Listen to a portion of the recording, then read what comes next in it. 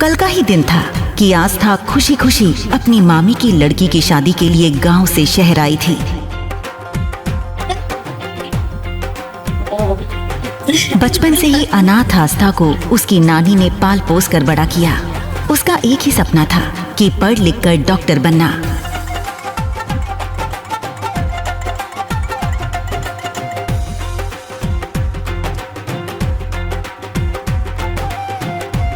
लेकिन ये सब हुआ कैसे? कैसे आस्था बन गई दुल्हन? आज बेंगलुरु में हजारों लोगों की भीड़ और कैमरास की चमक के बीच मंच पर बैठे देश के सबसे ताकतवर बिजनेसमैन अरमान सिंघानिया की शादी का दिन था।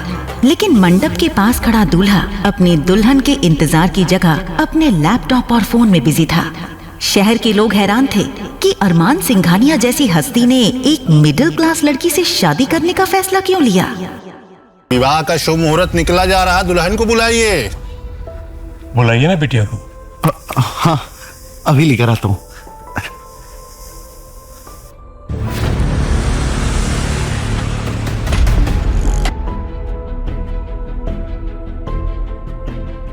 अरमान की दुल्हन प्रियंका को अरमान के दादू यानी आलोक सिंघानिया ने चुना था। प्रियंका उन्हीं के ऑफिस में काम करने वाले एक क्लर्क मनोज मल्होत्रा की बेटी थी। साधारण सी दिखने वाली प्रियंका ने भी अपने पिता के दबाव में आकर इस शादी के लिए हाँ कर दी। लेकिन आज शादी के दिन जैसे ही मनोज जी अपनी बेटी प्रियंका के कमरे में घुसे तो अंदर का नजारा देखकर उनके पैरों तले जमीन खिसक गई। प्रियंका मंडप में आने से ठीक पहले गायब हो चुकी थी। प्रियंका, ये तूने क्या किया? जैसे ही ये बात उसके माता पिता को पता चली तो उनके पैर कांपने लगे। तभी वहाँ खड़े आलोक जी को जैसे ही इस बात का एहसास हुआ कि कहीं कुछ गड़बड़ हुई है तो वो भी उस ओर बढ़ गए। बिटिया तैयार हुई कि नहीं? हाँ, बस वो तैयार हो रही है, थोड़ी देर में आ जाएगी। आप जाइए ना। लेकिन ये झूठ ज्यादा देर टिक नहीं पाया क्योंकि अरमान के दादाजी ने कमरे के अंदर से आ रही रोने की आवाज सुन ली थी। उन्होंने एक झटके में कमरे का दरवाजा खोला और अंदर घुस गए। अंदर एक सिंपल, मासूम लेकिन बेहद खूबसूरत लड़की रो रही थी जिसका नाम था आस्था। ये देखकर आलोक सिंघानिया गरजते हुए बोले, प्रियंका कहाँ है? प्रियंका भाग गई सर, और हमें पूरा यकीन है कि इस आस्था ने उसे भगाया है। मैंने कुछ नहीं किया मामी जी, प्लीज मेरी बात का भरोसा कीजिए। ये शादी होकर रहेगी। अगर दुल्हन भाग गई है तो उसकी जगह कोई और बैठेगी। अगर ये शादी नहीं हुई तो पता है ना अरमान का गुस्सा। अरमान के गुस्से से कोई नहीं बचा पाएगा, मैं भी नहीं।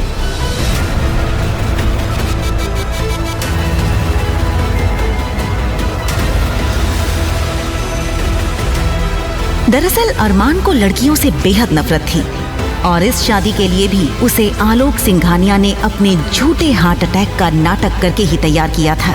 अब दुल्हन के भाग जाने से अरमान का गुस्सा सबको जलाकर राख कर देता।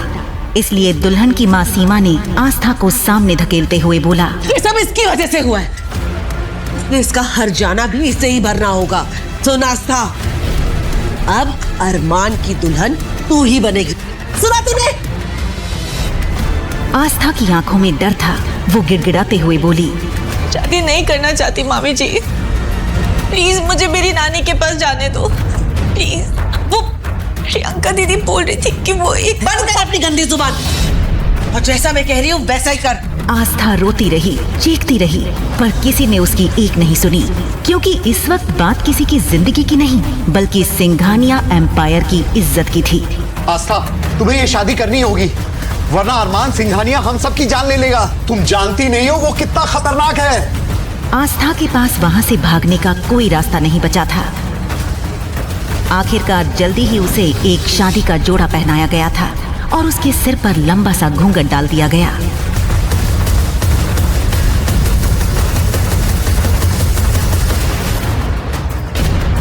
हाथ आगे बढ़ाइए।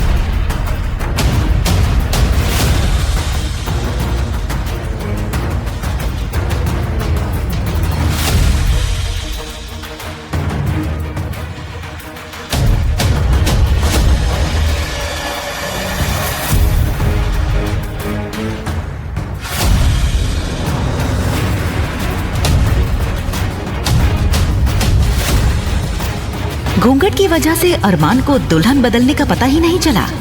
अरमान ने जल्दी जल्दी सारी फॉर्मेलिटीज पूरी की और फिर वो अपने फोन और काम में पूरी तरह से खो गया। बड़ी साहब, इसमें इस लड़की की सारी जानकारी। इधर आस्था के बारे में सभी चीजें जानने के लिए अरमान के दादू आलोक सिंघानिया ने उसकी पूरी जन्म कुंडली अपने हाथों में मंगवा ली थी। लेकिन जैसे ही आलोक जी की नजर आस्था के माँ बाप जो कि एक्सीडेंट में मारे गए थे उनकी डिटेल्स पर पड़ी तो उनके होश उड़ गए और वो खुद से बुदबुदाते हुए बोले, पहले मैंने सोचा था कि इस लड़की को 2-4 दिन के बाद तलाक दिलवाकर आजाद करवा दूंगा, लेकिन अब नहीं। ये जिंदगी भर अरमान सिंघानिया की पत्नी बनकर ही रहेगी। इसी के साथ आस्था विदा होकर सिंघानिया मैंशन के दरवाजे पर पहुंच गई। अरमान तेजी से दरवाजे के अंदर जाने लगा कि तभी अरमान बेटा, शादी के बाद अकेले घर नहीं आ सकते, बहू को लाना पड़ेगा। जाओ, बहू को लेकर आओ। अपने माता पिता को खोने के बाद एक दादू ही थे जिन्हें अरमान अपनी जान से भी ज्यादा प्यार करता था और उनकी किसी भी बात को टालता नहीं था।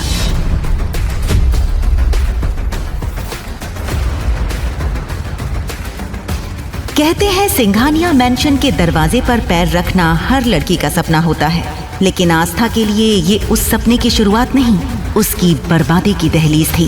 आस्था ने अभी भी घूंघट नहीं हटाया था, इसलिए उसे कुछ भी सही से नहीं दिख रहा था। अरमान ने लंबे लंबे कदम भरते हुए घर के अंदर आ गया। ये देखते ही वहाँ मौजूद अरमान के छोटे भाई और उसके कुछ दोस्तों ने सीटी बजानी शुरू कर दी। लेकिन घर के अंदर पहुँचते ही अरमान ने आस्था को खुद से दूर करते हुए बोला, और हाँ, ये जितना नाटक करना था हो गया। मुझे ऑफिस का काम करना है और नाटक नहीं चाहिए। ये बोलते हुए अरमान अपने स्टडी रूम में घुस गया। जी दादाजी। भाभी आइए, मैं आपको कमरा दिखाता हूँ। इधर दादाजी का इशारा पाते ही अरमान के भाई अहान ने आस्था को अरमान के कमरे में छोड़ते हुए बोला, आइए भाभी, वेलकम। यह है आपका कमरा। किसी भी चीज की जरूरत तो आप बस बेल बजा दीजिए, कोई ना कोई जरूर हाजिर हो जाएगा आपकी सेवा में। आप कंफर्टेबल हो जाइए, मैं आपको थोड़ी देर में मिलता हूँ। जैसे ही आस्था अंदर आई उसने राहत की सांस ली। पहली बार वो अपने नए घर में अकेली थी। उसने जैसे ही दरवाजे को अंदर से धक्का दिया तो दरवाजा एक तेज आवाज के साथ ऑटोमेटिक लॉक हो गया। दरवाजे में ऑटोमेटिक इलेक्ट्रॉनिक लॉक होने के बारे में बेचारी आस्था को जरा भी पता नहीं था। अंदर पहुंचते ही आस्था ने घूंघट हटाया और एक लंबी गहरी सांस ली। आस्था इतनी थकी हुई थी कि थोड़ी ही देर में नींद उसे घेर लेती है। उधर रात को 2 बजे जब अरमान अपना काम खत्म करके अपने कमरे में सोने के लिए पहुंचता है, बेड के एक कोने पर आस्था दूसरी तरफ चेहरा करके सोई हुई थी। उसे देखते ही अरमान नफरत से बोला, दादाजी बिना सिर्फ मेरे कमरे में भेजने की क्या जरूरत थी? वैसे भी ये शादी नाम की है, लेकिन क्या फर्क पड़ता है? ये हो या कोई और, कोई भी लड़की मेरी लाइफ में नहीं आ सकती। वो खासकर आस्था को जगाने की कोशिश करता है लेकिन आस्था गहरी नींद में थी, इसलिए उसे कुछ सुनाई नहीं दिया। ये देखकर अरमान चिढ़ गया और उसने टेबल पर रखा ग्लास हाथ मारकर नीचे गिरा दिया। नीचे गिरते ही ग्लास एक तेज आवाज के साथ टूट गया, लेकिन आस्था की आंख अब भी नहीं खुली। मैं इसे इतना आराम से क्यों उठा? तब अचानक अरमान ने अपनी जेब में हाथ डाला और जल्दी ही एक गन उसके हाथों में थी। गुस्से में उसने उस बंदूक से आस्था के बेड से थोड़ी दूर फायर कर दिया। गोली की आवाज सुनकर आस्था बहुत ज्यादा डर गई थी। गन चलने की आवाज सुनकर अरमान के दादू और उसका भाई अहान सब दौड़ते हुए ऊपर आए। ये क्या बदतमीजी है? बहू को डराने की क्या जरूरत थी? तो आपके कहने पे मैंने ये शादी तो कर ली, लेकिन मैं ये शादी निभाऊंगा नहीं। अरे शुक्र मनाइए कि गोली मैंने इसके सर पे नहीं मारी। जैसे ही अरमान की कही ये बात सबके कानों तक पहुंची तो कमरे का माहौल सन्नाटे में बदल गया। अरमान भाई, ये आपने ठीक नहीं किया। आप भाभी को ऐसे डरा? किसने कहा तेरी भाभी है? तेरी भाभी नहीं है। बेटा, बहू को गेस्ट रूम में ले जाओ। जी दादाजी। बेटा, मैं तुम्हारा सामान वहां पहुंचा दूंगा। आप चलिए मेरे साथ।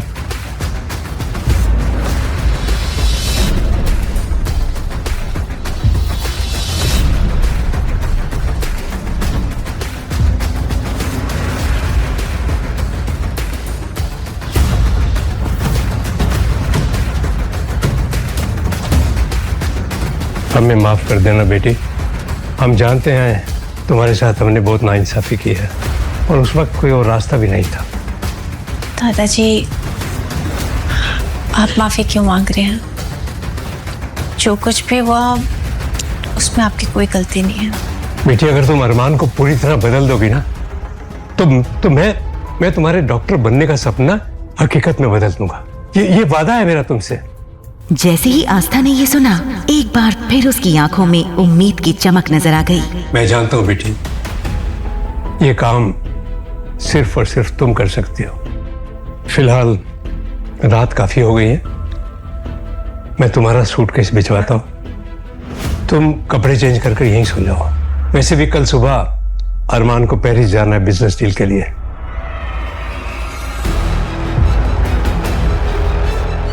ये सुनकर आस्था ने चैन की सांस ली।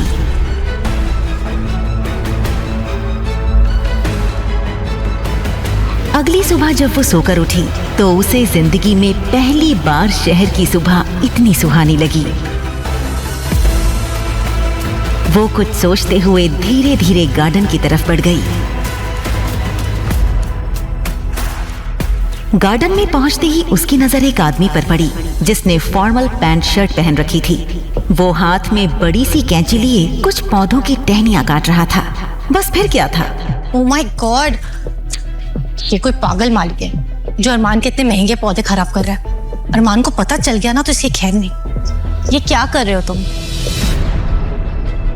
वो आदमी आस्था की तरफ मुड़ा और उसकी गहरी काली आंखें जैसे सीधा आस्था की आंखों में खो गईं। उसके दिल की धड़कन तेज हो गई। एक तो मैं तुम्हें उस बंदूक वाले मॉन्स्टर से बचाने की कोशिश कर रही हूँ और ऊपर से तुम मुझे घूर रहे हो। ये आदमी कोई और नहीं बल्कि अरमान था। अरमान सुबह पेरिस के लिए निकला जरूर था, पर खराब मौसम होने की वजह से उसे अपनी मीटिंग अगले हफ्ते के लिए पोस्टपोन करनी पड़ी। अरमान का सिर्फ और सिर्फ एक ही शौक था, पौधे लगाना और उनकी देखभाल करना। इस बात का पता बेचारी आस्था को बिल्कुल भी नहीं था। वहीं अरमान भी आस्था की सच्चाई से बेखबर था। तुम जानती हो तुम किससे बात कर रही? अभी भी मौका है, अपना बोरिया बिस्तरा बांधो और यहाँ से भाग जाओ। वैसे भी आस्था हर किसी को सलाह नहीं देती। अचानक अरमान ने अपने हाथ से उस बड़ी सी कैंची को फेंक दिया और सीधा आस्था का हाथ पकड़कर उसे अपनी तरफ खींच लिया। आस्था इस वक्त अरमान के बेहद करीब थी। एक पल को अरमान भी उसकी खूबसूरती में खो सा गया था। तुम्हारी हिम्मत भी कैसे हुई मेरा हाथ पकड़कर खींचने की? नौकर हो, नौकर बनकर रहो, समझ आई? तुमने अभी मुझे नौकर कहा, इसलिए जानती नहीं हो तुम। लो भाई, भलाई का जमाना ही नहीं। एक तो मैं तुम्हें उस बंदूक वाले मॉन्स्टर से बचाने की कोशिश कर रही हूँ और तुम मुझे तड़ी दिखा रहे हो। तड़ी? ये तड़ी क्या होता है? हे भगवान, लगता है उस मॉन्स्टर ने अपने जैसे लोग अपने घर पे पाले हैं। तड़ी मतलब होता है धमकी। यहाँ मैं तुम्हें बचाने की कोशिश कर रही हूँ और तुम मेरे पे टशन झाड़ रहे हो। ये सुनते ही अरमान गुस्से में बिना पलक झपकाए आस्था को देखने लगा था। भाभी! आस्था ने पलट कर देखा तो दरवाजे पर आहान खड़ा था, जो कॉलेज से आज जल्दी लौट आया था। भाभी, भैया तो यहाँ है नहीं, फिर आप यहाँ किससे बात कर रहे हो? दरवाजे पर खड़े आहान को सिर्फ आस्था बोलते हुए दिखाई दे रही थी, लेकिन जैसे ही वो थोड़ा आगे बढ़ा तो उसकी नजर अरमान पर पड़ते ही उसके होश उड़ गए। वो पसीने से तर हो गया और हकलाते हुए बोला, भाभी, मेरा मतलब है मैडम, आप प्लीज अंदर चलिए अभी।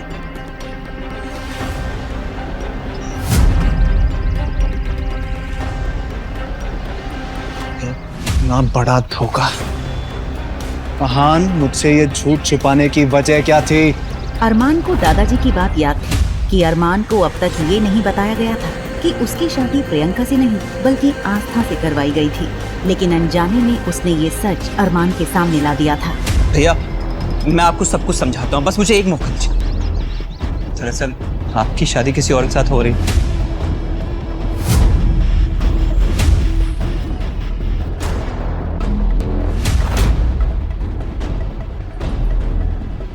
जैसे ही आहान ने अरमान को उसकी शादी का पूरा सच बताया तो उसका शरीर गुस्से से कांपने लगा। इधर जैसे ही आस्था को पता चला कि वो जिससे बहस कर रही थी वो कोई और नहीं बल्कि अरमान ही था, तो उसके चेहरे का रंग उड़ गया। पर तब तक बहुत देर हो चुकी थी। अरमान ने अपनी जेब में हाथ डालकर एक झटके में अपनी गन निकाल ली थी। अरमान, आप ये क्या कर रहे हैं? मुझे झूठ बोलने वाले और धोखा देने वाले लोगों से सख्त नफरत है, और मेरे साथ धोखा हुआ है। ये कहते हुए अरमान ने अगले ही पल ट्रिगर पर रखी अपनी उंगली दबा दी। आस्था इतना ज्यादा डर गई थी कि चीख कर वो बेहोश होकर वहीं गिर पड़ी।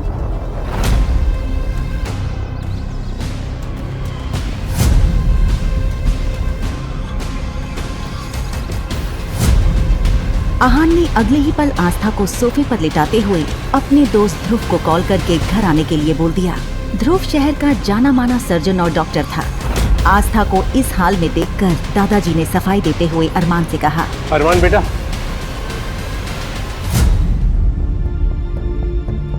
मैं मानता हूँ बेटा, तुम्हारी शादी प्रियंका से तय हुई थी। प्रियंका शादी से पहले ही मंडप से भाग गई, तो हमने उसकी ही कजन आस्था को इस खानदान की इज्जत बनाकर मंडप में बिठा दिया। आपने बहुत बड़ी गलती कर दी दादाजी, आपको ऐसा नहीं करना चाहिए था।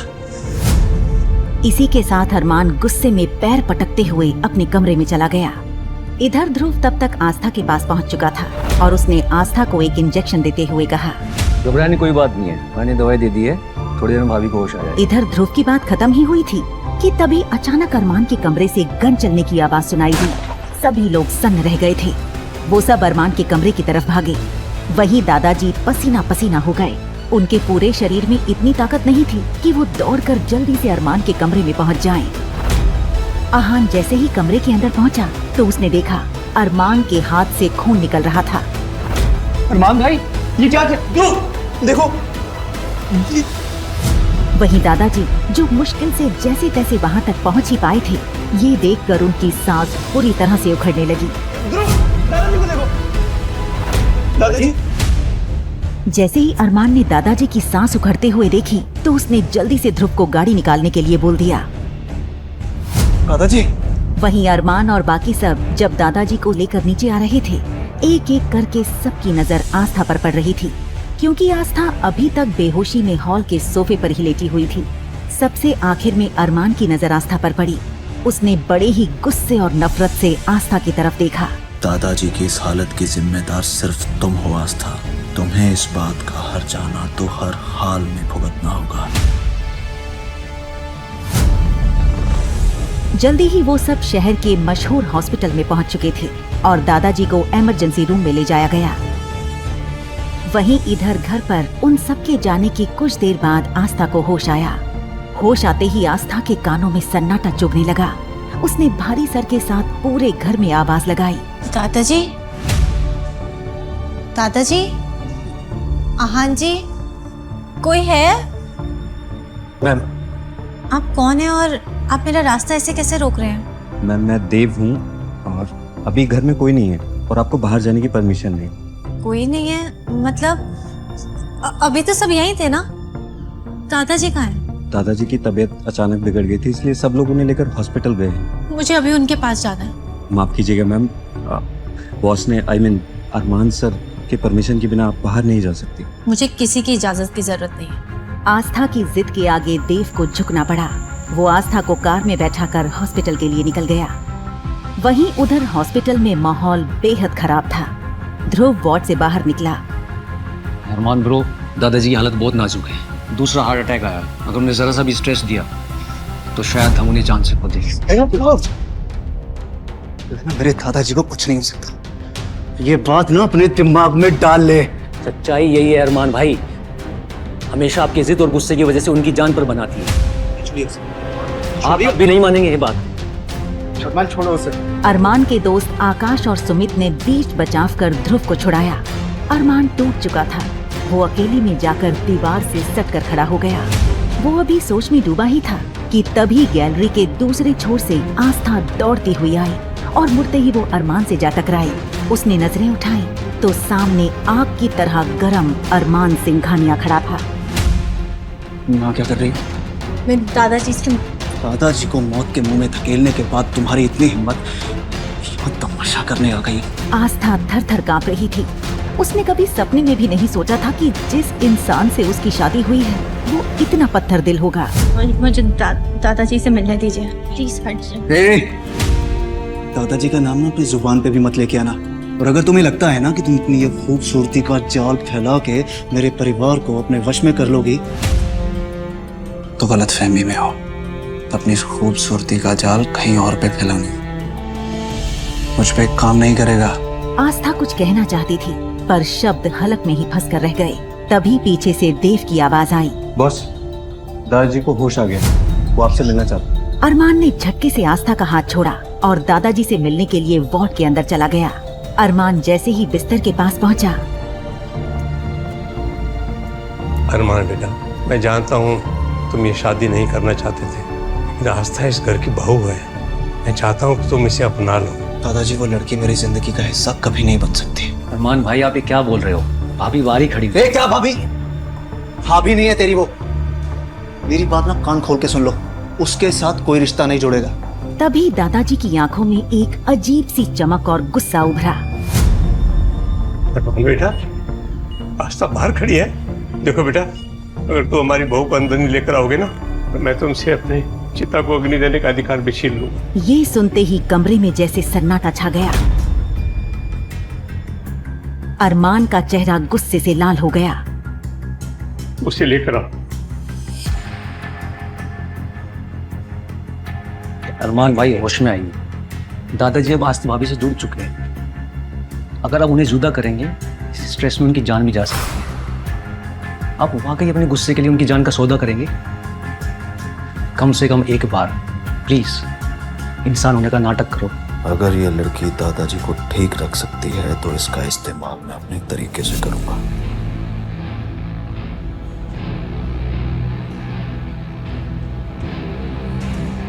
मानना पड़ेगा, तुमने आते ही मेरे घर की सबसे कमजोर कड़ी पे कब्जा कर लिया।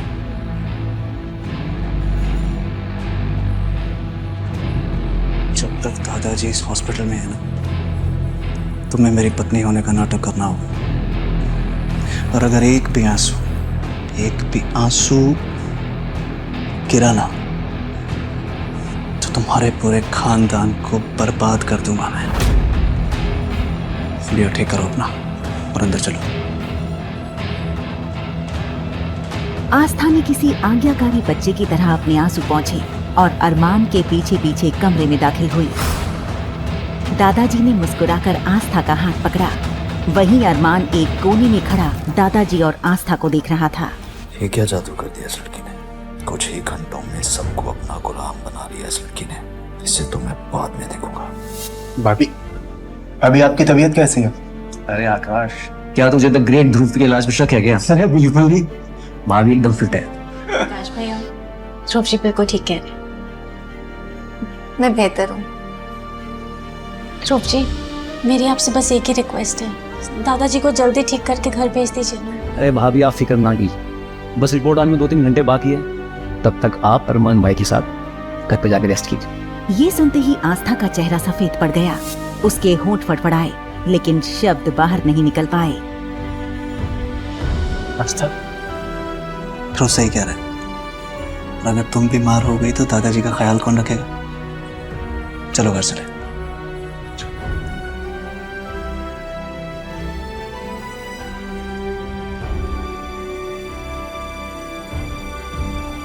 तुम्हें क्या तूने भी सुना जो मैंने सुना?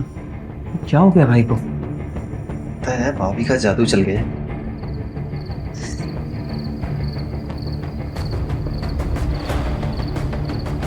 हे भगवान, प्लीज आज इस मॉन्स्टर से बचा दो। आपको पक्का 101 नारियल चढ़ाऊंगी। प्लीज आज बचा लो।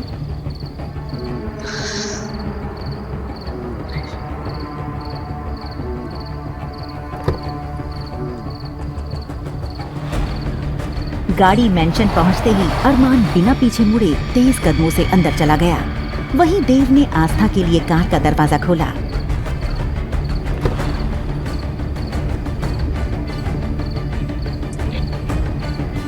देव भैया, क्या आप बता सकते हैं कि बाकी सब कब तक आएंगे? फिक्र मत कीजिए, वो लोग 3 घंटे में आ जाएंगे। आपको कुछ भी चाहिए हो मैं यही हूँ, बताइएगा। देव समझ गया था कि आस्था अरमान के साथ अकेले रहने से मौत की तरह डर रही थी। आस्था ने भारी मन से मेंशन के अंदर कदम रखा कि तभी एक नौकर ने आकर उसे और डरा दिया। मैम, आपको सर ने रूम में बुलाए। ये सुनते ही आस्था का गला सूख गया और खुद को उस कमरे में जाने के लिए तैयार करने लगी जहां एक दिन पहले उस पर गोली चली थी। उसने अपनी नानी को याद किया और अरमान के कमरे का दरवाजा खटखटाया, पर वो अपने आप खुल गया। जैसे ही वो अंदर जाने से हिचकिचाई, कमरे के भीतर से एक भारी आवाज गूंजी। अब क्या सारी रात वहीं खड़ी रहोगी या मैं लेने आऊं?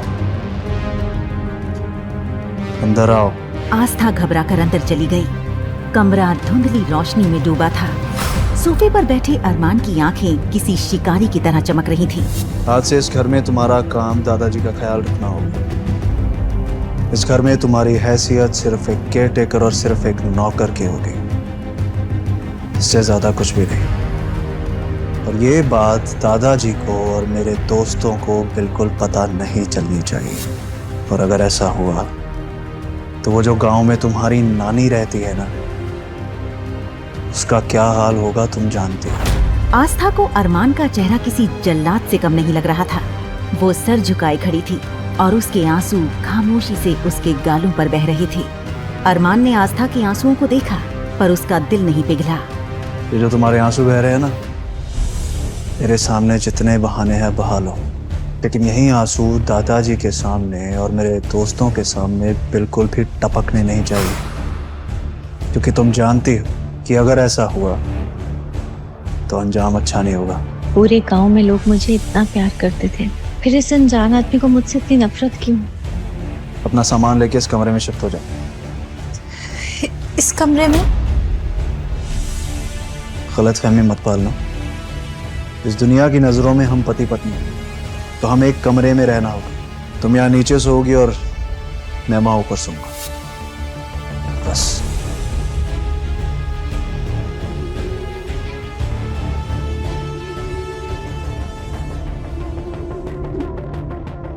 आस्था दौड़कर अपने उस कमरे में गई जो दादाजी ने उसे दिया था और बेड पर गिरकर फूट फूट कर रोने लगी। लेकिन फिर उसे अरमान की धमकी याद आई। तो वो जो गांव में तुम्हारी नानी रहती है ना, उसका क्या हाल होगा तुम जानते हो। उसने खुद को संभाला। नहीं आस्था, तो रो नहीं सकती। तुझे हिम्मत दिखानी होगी। नानी और दादाजी की सलामती के लिए तुझे उस मॉन्स्टर का सामना करना ही होगा। आस्था अपना छोटा सा बैग लेकर अरमान के कमरे में पहुंची। अपना सामान उस कोने में रखो और यहाँ के बैठ जाओ। अब क्या चाहिए इसे मुझसे? अभी कुछ बचा है क्या? तो फाइल उठाओ, उसमें कॉन्ट्रैक्ट है। जब तक तुम मेरे साथ इस कमरे में रहोगी, इस कॉन्ट्रैक्ट पे साइन करके रहोगी। ये सुनते ही आस्था ने जैसे ही उस फाइल में मौजूद उस कॉन्ट्रैक्ट पेपर्स पर नजर डाली तो उसकी आंखें चौड़ी हो गईं। चेहरे का सारा रंग उड़ गया। आखिर क्या लिखा था उन कॉन्ट्रैक्ट पेपर्स में, जिसे देखकर आस्था के उड़ गए थे होश? क्या दादाजी और अपनी नानी को बचाने के लिए आस्था कर देगी उन पेपर्स पर साइन? अरमान के गुस्से के पीछे छुपा है अतीत का कौन सा राज? क्या होगा आस्था के साथ आगे इस कहानी में? क्या वो अरमान के पत्थर दिल को पिघलाने में हो पाएगी कामयाब और शुरू होगी एक प्रेम कहानी? आस्था ने सवाल भरी नजरों से अरमान को देखा, जैसे पूछना चाह रही हो कि ये कौन सी फाइल है। अरमान ने उसकी नजरें समझकर कहा, इस फाइल में साफ लिखा है कि अगले 6 महीने तुम मेरे लिए केयरटेकर का काम करोगी। मैं तुम्हें इस घर में केयरटेकर के लिए अपॉइंट कर रहा हूँ। हर महीने 1 लाख रुपए सैलरी मिलेगी। 6 महीने में कुल 6 लाख रुपए। आस्था की आंखें हैरत से फैल गईं। अरमान के अंदाज ने उसका वजूद हिला दिया। उसने आस्था के आत्मसम्मान पर उंगली उठाई थी। ये उसके लिए शर्मनाक था। अरमान ने उसे लालची और जालसाज कहकर अपमानित किया। आस्था सोचने लगी, इस क्रूर मॉन्स्टर के पास इतना पैसा है, लेकिन क्या फायदा, जो इंसान को इंसान ही ना समझे और ना ही बात करने की तमीज जानता हो। आस्था का मन हुआ कि वो अरमान से कह दे, मुझे तुम्हारे पैसों में कोई इंटरेस्ट नहीं, अपने पैसे अपने पास रखो। अगर अरमान ना भी कहता तो भी वो दादाजी की सेवा करती, ये उसका फर्ज था। दादाजी ने उसे जो प्यार और विश्वास दिया, उसके लिए वो कुछ भी करती। उनकी सेवा वो बिना पैसे की भी करती, लेकिन वो अरमान के सामने कुछ नहीं कह सकी। वो बस उसे एकटक देखती रही। क्या ऊंचा सुनाई देता है या मेरे पेशेंस को बार बार चैलेंज कर रही हो? मैंने कहा ना, पेन उठाओ और साइन करो। एक बात याद रखना, अगर तुमने अरमान सिंघानिया के नाम का मिसयूज करने की कोशिश की तो तुम्हें ऐसी सजा मिलेगी जिसके बारे में तुम सोच भी नहीं सकती। आस्था ने बिना देर किए पेन उठाया और बिना पढ़े फाइल पर साइन कर दिए। वो बस अरमान से पीछा छुड़ाना चाहती थी। साइन करते ही अरमान ने एक झटके से पेपर्स उठा लिए और तिरछी मुस्कान के साथ आस्था की ओर देखने लगा। अचानक पेपर्स बेड पर फेंक कर वो आस्था की ओर बढ़ा। आस्था डर के मारे पीछे हटने लगी। हे कान्हा जी, अब मैं कहाँ जाऊं? इस मॉन्स्टर से कैसे बचूं? अरमान ने दोनों तरफ से उसका रास्ता रोककर उसके खूबसूरत चेहरे को गौर से देखा और बोला, तुम जानती हो तुमने किन पेपर्स पर साइन किए? क्या तुम पढ़ी लिखी नहीं हो? तुमने एक बार भी पेपर्स पढ़ना जरूरी नहीं समझा? आस्था ने हैरानी से उसकी ओर देखा। अरमान बोला, चलो तुमने नहीं पढ़ा तो मैं बता देता हूँ। लास्ट के 2 कॉलम में लिखा है कि अगर तुमने मुझे धोखा देने या झूठ बोलने की कोशिश की तो मेरे पास तुम्हारा मर्डर करने का भी हक है। अरमान को इतने करीब देखकर आस्था ने जोर से चिल्ला दिया। चीख अरमान के कानों में पड़ी, जिससे उसके कानों में झंझनाहट हो गई। उसने एक हाथ अपने कान पर और दूसरा आस्था के मुंह पर रखा। बेवकूफ लड़की, ये क्या किया? इतनी जोर से कौन चीखता है? आस्था उसकी गुस्से वाली आवाज सुनकर फिर डर गई और जोर जोर से रोने लगी। उसे रोता देख अरमान समझ नहीं पा रहा था कि क्या कहे। इस लड़की ने उसका कान फोड़ने की कोशिश की और अब खुद रो रही है, जैसे कितनी मासूम हो। ये सोचकर वो आस्था को देखता हुआ कमरे से बाहर निकल गया। अरमान के जाने के बाद आस्था ने राहत की सांस ली। बेड के एक सिरे पर बैठकर वो रोने लगी और खुद से बोली, नानी माँ, आप कहती थी कि सबके साथ भला करो तो हमारे साथ भी भला होगा। मैंने तो कभी किसी के साथ बुरा नहीं किया, फिर इन कुछ दिनों में मेरी जिंदगी के साथ ही क्या हो गया? उधर आकाश, सुमित, ध्रुव और आहान दादाजी को लेकर घर पहुंचे। मैंशन में अजीब सी खामोशी थी। चारों ने किसी से कुछ नहीं कहा। तभी उन्हें सीढ़ियों से उतरता अरमान दिखा। वो दादाजी के पास गया और बोला, दादाजी, आपकी तबीयत अब कैसी है? दादाजी ने उसका सिर सहलाते हुए कहा, मेरे बच्चे, मैं बिल्कुल ठीक हूँ। तूने मेरी सारी परेशानियां खत्म कर दी। आस्था बेटी को अपनाकर तूने मुझे जो खुशी दी, उसके बदले मैं और कितने साल जी सकता हूँ। तूने मुझे जीने की नई उम्मीद दी। अरमान बोला, आप अभी अस्पताल से आए हैं, ज्यादा बात नहीं करेंगे। चलिए अपने कमरे में आराम कीजिए। दादाजी ने कहा, हाँ बेटा, आराम तो कर लूंगा, लेकिन मेरी बहू कहाँ है? मुझे आस्था बेटी से मिलना है, उसके बाद ही आराम करूंगा। दादाजी की जिद सुनकर अरमान थोड़ा गुस्सा हुआ, लेकिन समझ नहीं पा रहा था कि उन्हें आस्था से मिलने से कैसे रोके। अभी अभी आए दादाजी को मायूस करना ठीक नहीं था। वो सोच में पड़ गया। आहान भी बोला, हाँ भैया, भाभी कहाँ है? जब से हम आए हैं उन्हें देखा ही नहीं। आहान ने पूरे इमोशन से कहा कि भाभी कहाँ है। तो ये लफ्ज सुनकर अरमान चिढ़ गया और उसे गुस्से से घूरने लगा। अरमान को खुद को घूरते हुए पाकर आहान हड़बड़ा गया और अपनी नजरें चुराने लगा। तभी ध्रुव ने भी अपनी आवाज पर जोर देते हुए पूछा, हाँ अरमान भाई, बताओ भाभी कहाँ है? अरमान ने कड़े लहजे में कहा, तुम लोग यहीं दरवाजे पर खड़े होकर बेवकूफों की तरह सवाल करना बंद करो। दादाजी को अभी अभी हॉस्पिटल से लेकर आए हो, पहले उन्हें सोफे पर बैठाओ, तब तक मैं उसे लेकर आता हूँ। ऐसा कहकर अरमान वहां से लंबे कदम रखता हुआ अपने कमरे की ओर चला गया। दादाजी ने उसके जाने के बाद उन चारों की तरफ देखकर परेशानी के साथ कहा, अगर मैंने वो नाटक नहीं किया होता तो आस्था अब तक घर से बाहर निकाली गई होती। आस्था को अरमान की सजा से बचाने के लिए ही मैंने ये सब ड्रामा किया है। उस समय उस सिचुएशन से निकलने के लिए ही मुझे हार्ट अटैक के नाटक का सहारा लेना पड़ा। दादाजी आगे फुसफुसाते हुए बोले, अब तुम लोग मेरी बात ध्यान से सुनो। इस ड्रामे के बारे में अरमान को कानों कान खबर नहीं लगनी चाहिए। जब तक आस्था अरमान के दिल में अपने लिए जगह नहीं बना लेती तब तक हमें अपना ये नाटक कंटिन्यू करना पड़ेगा। तुम सब सुन रहे हो ना मेरी बात? इतना सुनते ही ध्रुव शॉक्ड होकर बोला, दादाजी एक पल को तो आपकी हालत देखकर मैं भी धोखा खा गया था कि कहीं आपको वाकई हार्ट अटैक तो नहीं आ गया। लेकिन आप तो बड़े अच्छे एक्टर निकले। आपकी एक्टिंग देखकर मजा आ गया। और तो और ये आहान भी आपको नहीं पकड़ पाया जो खुद को बहुत बड़ा एक्टर समझता है। तो भला अरमान भाई कहाँ से पकड़ते? लेकिन फिर भी हम सब में से सबसे ज्यादा शार्प नजर अरमान भाई की ही है। इसीलिए आपको अभी भी उनसे बचकर रहना है। आपको अभी कंटिन्यूअस अपनी दवाई भी खानी होगी। लेकिन आप परेशान ना हो, आपकी सारी दवाइयों को मैं कैल्शियम की दवाइयों से रिप्लेस कर दूंगा। तो आप अरमान भाई के सामने भी दवाइयां खा सकते हो। ऐसा कहकर ध्रुव मुस्कुराने लगा। अब तक वो लोग अंदर आकर बैठ गए। तब आकाश सोचते हुए बोला, यार अरमान भाई को गए हुए काफी समय हो गया। वो अभी तक आस्था भाभी को लेकर क्यों नहीं आए?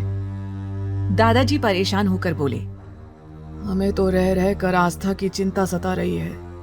तुम जानते हो ना, हमने उसे अकेले अरमान के साथ छोड़ने का रिस्क तो ले लिया, लेकिन अब हमें डर भी लग रहा है कि कहीं उसने आस्था बेटी को डरा धमका ना दिया हो। ध्रुव ने इनकार करते हुए कहा, नहीं दादाजी, मैंने आपके कहने के मुताबिक अरमान भाई के मन में ये बात डाल दी थी कि आस्था भाभी से ही दादाजी की खुशी है, तो वो आस्था भाभी को किसी भी तरह की कोई तकलीफ ना दे। अभी के लिए भले ही अरमान एक्टिंग कर रहा हो, लेकिन आप तो जानते ही हैं कि धीरे धीरे जब दोनों एक दूसरे के साथ रहेंगे तो प्यार भी हो जाएगा। बस एक बार प्यार हो जाए फिर तो अरमान भाई आस्था भाभी को कभी भी छोड़कर कहीं नहीं जाने वाले। सुमित ध्रुव की तारीफ करते हुए बोला, यार एक बार तो तेरी बातें सुनकर मुझे ऐसा लगा कि कहीं अरमान तेरा गला ना दबा दे, लेकिन फिलहाल तू बच गया, वो भी सिर्फ दादाजी की वजह से। वो चारों ही अपने अपने किए गए कारनामों की बखान करके मुस्कुरा रहे थे। वहीं दूसरी ओर अरमान जैसे ही आस्था को लेने के लिए अपने कमरे में गया, उसने देखा कि आस्था बेड के साइड लेटकर सो रही थी और उसके गालों पर आंसुओं की लकीरें साफ दिखाई दे रही थी।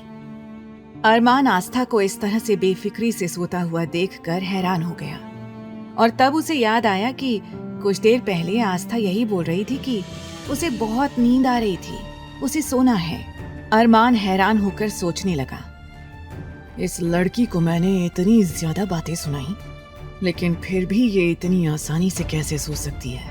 नहीं नहीं मिसेस आस्था अरमान सिंघानिया, तुम्हें इस तरह मजे से सोने का कोई हक नहीं है। अब तुम मेरी कैद में हो, तो जैसे मैं चाहूंगा तुम्हें वैसे ही रहना होगा। और अभी तो तुम्हें मेरे दादाजी बुला रहे हैं, तो तुम्हें अब उठना ही होगा। ऐसा कहकर अरमान ने साइड टेबल पर रखा हुआ जग का पूरा पानी उठाया और सोती हुई आस्था के ऊपर फेंक दिया। आस्था, जो कि एक सुकून की नींद सोई हुई थी, इस तरह से अपने ऊपर पानी गिरने की वजह से फटाफट उठकर बैठ गई और जोरों से चिल्लाने लगी, नानी, नानी बाढ़ आ गई नानी, भागो बचाओ, बारिश आई, नानी माँ कहाँ है आप? आस्था को इस तरह चिल्लाते देखकर अरमान हैरान हो गया। फिर उसकी आवाज बाहर न जाए इसलिए उसने जल्दी से आस्था के मुंह पर हाथ रख दिया। हालांकि अरमान का कमरा साउंड प्रूफ था, जिसकी वजह से अंदर की कोई भी आवाज बाहर नहीं जा सकती थी, न ही बाहर की कोई आवाज अंदर आ सकती थी। लेकिन फिर भी अरमान कोई रिस्क नहीं लेना चाहता था। आस्था के मुंह पर हाथ रखे हुए ही वो गुस्से में बोला, इतना क्यों चिल्ला रही हो? क्या तुम थोड़ा धीरे नहीं बोल सकती हो? और तुम्हारी हिम्मत कैसे हुई बिना मुझसे पूछे सोने की? तुम्हें बिना मुझसे पूछे या बिना मुझे बताए कुछ भी काम करने का कोई हक नहीं है, लेकिन तुमने ऐसा किया है और मेरे बनाए रूल को तोड़ने की हिम्मत की है। आस्था को जैसे होश आ गया था। वो कुछ कहना तो चाहती थी, लेकिन अरमान का हाथ अपने मुंह पर होने की वजह से वो कुछ भी बोल नहीं पा रही थी। वो सिर्फ अपनी बड़ी बड़ी आंखों में कंफ्यूजन लिए अरमान को घूर रही थी। अरमान ने गुस्से में कहा, तुम्हारे मुंह पर अब क्या ताले लगे हुए हैं? बोलती क्यों नहीं हो? मेरी बातों का जवाब दो। आस्था बार बार अपनी पलकें इधर उधर करने लगी। वो अरमान को ये बताना चाह रही थी कि अरमान का हाथ उसके मुंह पर रखा हुआ था, तो वो कैसे कुछ भी बोल सकती है। आस्था इरिटेट होने लगी और फिर अरमान के उस हाथ पर हल्का सा बाइट कर दिया। इस अचानक से हुए हमले की वजह से अरमान ने तुरंत अपना हाथ उसके मुंह पर से हटा लिया था। अब अरमान गुस्से से और भी ज्यादा भड़क उठा और आस्था को खा जाने वाली नजरों से देखकर कहने लगा, तुम्हारी हिम्मत कैसे हुई अरमान सिंघानिया को काटने की? अरमान के हाथ हटते ही आस्था गहरी सांस लेते हुए जल्दी से बोली, हम आपको कब से ये बताने की कोशिश कर रहे हैं कि आपने हमारे मुंह पर हाथ रखा है, तो भला हम कैसे बोल सकते हैं? ये कहते हुए आस्था उसे घूरने लगी। उसे पक्का यकीन था कि अगर आज अरमान अपना हाथ नहीं हटाता तो वो बेहोश हो जाती। आस्था ने ये सब बड़े ही मासूमियत और भोलेपन में कहा था, इसलिए एक पल को अरमान उसकी मासूमियत में पूरी तरह से खो गया। लेकिन अगले ही पल अपनी आंखों में गुस्सा लिए सख्त लहजे में बोला, अपनी ये फालतू की बकवास बंद करो और जाकर अपने कपड़े चेंज करो और फटाफट से दादाजी से मिलने के लिए मेरे साथ चलो। जैसे ही आस्था ने ये सुना कि दादाजी आ गए और उसे बुला रहे थे तो वो खुश हो गई। कुछ देर पहले तक उसे अरमान के साथ अकेले रहने में बहुत डर लग रहा था, लेकिन अब ये सुनने के बाद कि दादाजी और बाकी सब लौट आए थे तो वो खुश हो गई। आस्था मासूमियत से बोली, क्या वाकई दादाजी आ गए? हमें भी उनसे मिलना है। ऐसा कहकर आस्था दौड़कर अरमान की साइड से जाने लगी। अरमान ने तुरंत उसका हाथ पकड़ लिया और कहने लगा, तुम पागल हो गई हो क्या? तुम्हें मेरी बातें सुनाई नहीं देती? तुम इस तरह से दादाजी के पास नहीं जा सकती हो। क्या तुम भूल गई कि तुम्हारे सारे कपड़े भीगे हुए हैं? क्या तुम इस तरह से दादाजी के सामने जाओगी? जाओ, जाकर पहले कपड़े चेंज करो। अरमान की धमकी सुनने के बाद आस्था सिर झुकाकर एक तरफ खड़ी हो गई। अब अरमान को और भी ज्यादा गुस्सा आने लगा। उसे अभी समझ आ रहा था कि वो अरमान की बात ऐसे कैसे टाल सकती है। अरमान गुस्से से अपने कदम बढ़ाकर आस्था के सामने खड़ा हो गया और कहने लगा, मेरी तरफ देखो और बताओ, इस तरह से सिर झुकाकर क्यों खड़ी हुई हो? आस्था ने सिर झुकाए ही धीमे लहजे में जवाब दिया, जी वो हमारे पास एक्स्ट्रा कपड़े नहीं है। जो नानी माँ ने कपड़े भिजवाए थे वो सिर्फ 2-3 जोड़ी ही थे और वो सब हमने धोने के लिए दिए थे, लेकिन वो अभी तक सूखे नहीं हैं। और ये कपड़े जो हमने पहन रखे थे ये आपने गीले कर दिए, तो हम कपड़े कैसे चेंज करें? आस्था बहुत भोलेपन से ये सारी बातें कह रही थी और इसलिए अरमान का गुस्सा और भी ज्यादा बढ़ने लगा। वो गुस्से से अपने माथे पर लगातार रब करने लगा। अरमान तेज आवाज में बोला, तुम्हारा दिमाग खराब हो गया है क्या? तुम ये बात मुझे पहले नहीं बता सकती थी? बेवकूफ लड़की, फिर तुम्हें नींद से जगाने के लिए मैं ऐसा नहीं करता। अरमान दांत पीसते हुए आस्था को घूरने लगा, लेकिन आस्था डर के मारे एक तरफ सिर झुकाए खड़ी थी, मानो उसने कितना बड़ा गुनाह कर दिया था और वो अरमान की अदालत में खड़ी थी। अरमान अपने कमरे की अलमारी की तरफ गया और वहां जाकर उसने ढेर सारी साड़ियां देखी। उसने आस्था की तरफ पलटकर सख्त अंदाज में पूछा, तुम कह रही थी तुम्हारे पास कपड़े नहीं हैं, लेकिन यहाँ तो पूरी अलमारी साड़ियों से भरी पड़ी है। क्या तुम्हें कल ये साड़ियाँ अलमारी में नजर नहीं आई? अब आस्था की नजर भी उन फैंसी और महंगी साड़ियों पर गई जो उसने शादी की रात ही देख ली थी, लेकिन आस्था ने कभी भी साड़ी पहनी ही नहीं थी, इसीलिए उसने उसे छुआ भी नहीं। आस्था ने कहा, लेकिन मैं ये... आस्था की बातें उसके गले में ही अटक गई। अरमान ने पूछा, लेकिन मैं ये वो क्या? अगर तुमने ये कपड़े देख लिए थे तो तुम ऐसा कैसे कह सकती हो कि तुम्हारे पास कपड़े नहीं हैं? आस्था डरकर जल्दी से बोली, वो हमें ये साड़ियां पहननी नहीं आती हैं।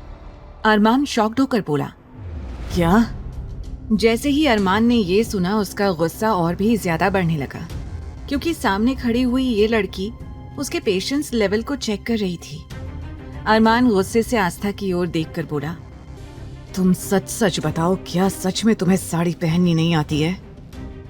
तब आस्था ने एक बार फिर अपनी गर्दन मासूमियत से ना में हिला दी। तब अरमान ने आस्था की ओर देखते हुए कहा, अपने कपड़े उतारो। अरमान की बात सुनकर आस्था की आंखें हैरानी से फैल गईं। उसने चौंकते हुए कहा, क्या?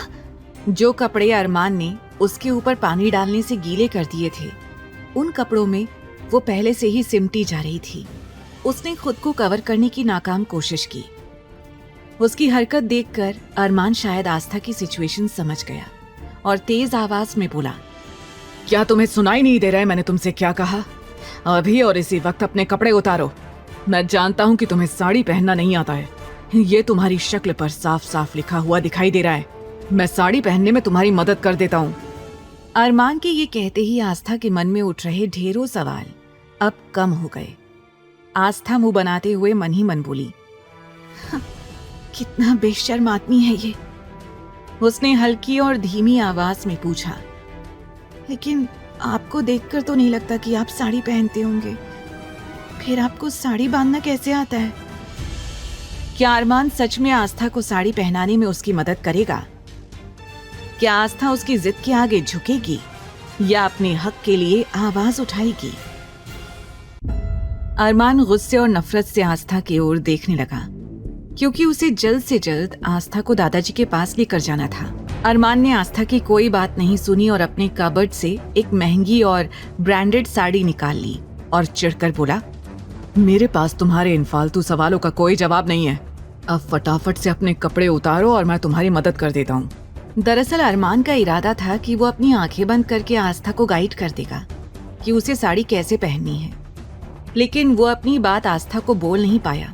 इसलिए अपनी इमेज बरकरार रखते हुए उसने आस्था को सीधे कपड़े उतारने के लिए कह दिया। आस्था ने मन ही मन कहा, बिल्कुल नहीं, मैं ऐसा कुछ नहीं करूंगी। आस्था जल्दी से प्रार्थना करने लगी, हे कान्हा जी, हमारी मदद कीजिए, हमें कोई रास्ता दिखाइए। और फिर किसी लड़की को ऐसा कहते हुए क्या इन्हें बिल्कुल भी शर्म नहीं आ रही है? आस्था अपनी आंखें गोल घुमाकर कुछ आइडिया सोचने में लगी हुई थी। तभी उसके दिमाग में एक आइडिया आया। वो जल्दी से अरमान की ओर देखकर बोली, हार्टलेस। आस्था की आगे की बात उसके गले में ही अटक गई। वो मन में अरमान को हार्टलेस कह रही थी और वही उसकी जुबान पर भी आ गया। अरमान उसकी बातों का मतलब नहीं समझा और सवाल किया, क्या कहा तुमने? आस्था हड़बड़ाते हुए बोली, हमारा मतलब है अरमान जी, वो हम आपसे ये कहना चाहते हैं कि बालकनी में से हमें कुछ आवाजें सुनाई दे रही हैं। अरमान ने अपनी एक आईब्रो उठाकर उसकी ओर देखकर पूछा, आवाज? कैसी आवाज? आस्था जल्दी से बोली, ये तो हमें नहीं पता कैसी आवाजें आ रही हैं, पर हमने वहां जरूर कुछ सुना है। अरमान हैरानी से आस्था की ओर देखता हुआ बालकनी की ओर जाने लगा। अरमान के जाते ही आस्था अचानक से थोड़ा सा मुस्कुरा दी और बड़बड़ाते हुए खुद से कहने लगी, भाग आस्था भाग, कहीं ये शैतान तुझे पकड़ न ले और फिर से तुझे कपड़े उतारने का ना बोलने लग जाए। ये सोचते ही आस्था ने जल्दी से दरवाजा खोला और तेजी से बाहर जाने के लिए दौड़ लगा दी। वो सीधा सीढ़ियों से होते हुए दादाजी के पास जाकर खड़ी हो गई। वो बुरी तरह से हाफ रही थी। वहीं अरमान ने जैसे ही आस्था को इस तरह से भागते हुए देखा तो उसने अपने दोनों हाथों की मुट्ठियों को कसकर बंद कर लिया और गुस्से से बोला, इस मामूली लड़की की इतनी हिम्मत कि इसने मुझसे झूठ कहा, इसे इसकी कीमत चुकानी होगी। फिर खुद को कंट्रोल करते हुए वो जल्दी से नीचे हॉल की तरफ जाने लगा। वहीं दादाजी और चारों दोस्त आस्था को इस तरह से घबराया हुआ देखकर पूरी तरह से हैरान हो गए थे। लेकिन जब दादाजी ने आस्था को अपने सामने देखा तो राहत की सांस ली, वरना उन्हें तो अब तक यही लगता था कि कहीं अकेले में अरमान ने आस्था का मर्डर ही ना कर दिया हो। लेकिन अब आस्था को सही सलामत देखकर वो रिलैक्स्ड थे। ध्रुव फिक्रमंद होकर आस्था से पूछने लगा, क्या हुआ भाभी, आप इतना घबरा क्यों रही हो और आप इतना तेजी से दौड़कर क्यों आ रही हो, जैसे आपके पीछे किसी ने जंगली कुत्ते छोड़ दिए हों। अब तक आहान आस्था के लिए एक ग्लास पानी ले आया और उसकी ओर बढ़ा दिया।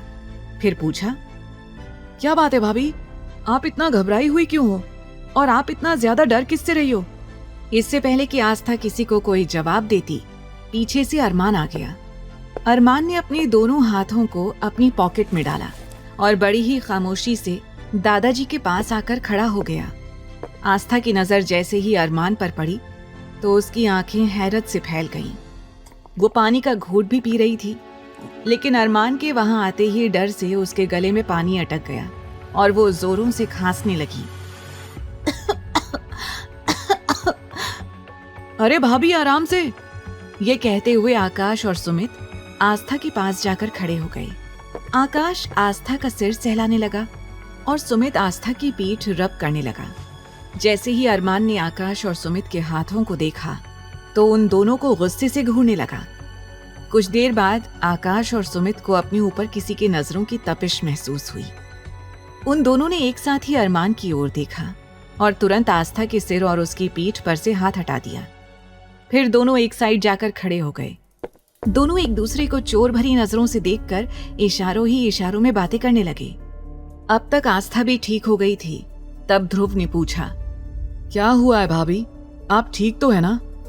तभी आस्था कहने लगी, जी ध्रुव जी, हम बिल्कुल ठीक हैं, हमें कुछ नहीं हुआ है। वो एक्चुअली हमारे कमरे में ना एक चूहा आ गया था और हम उससे इतना डर गए थे कि हम आपको क्या बताएं, इसीलिए हम दौड़कर सीधा यहाँ आ गए।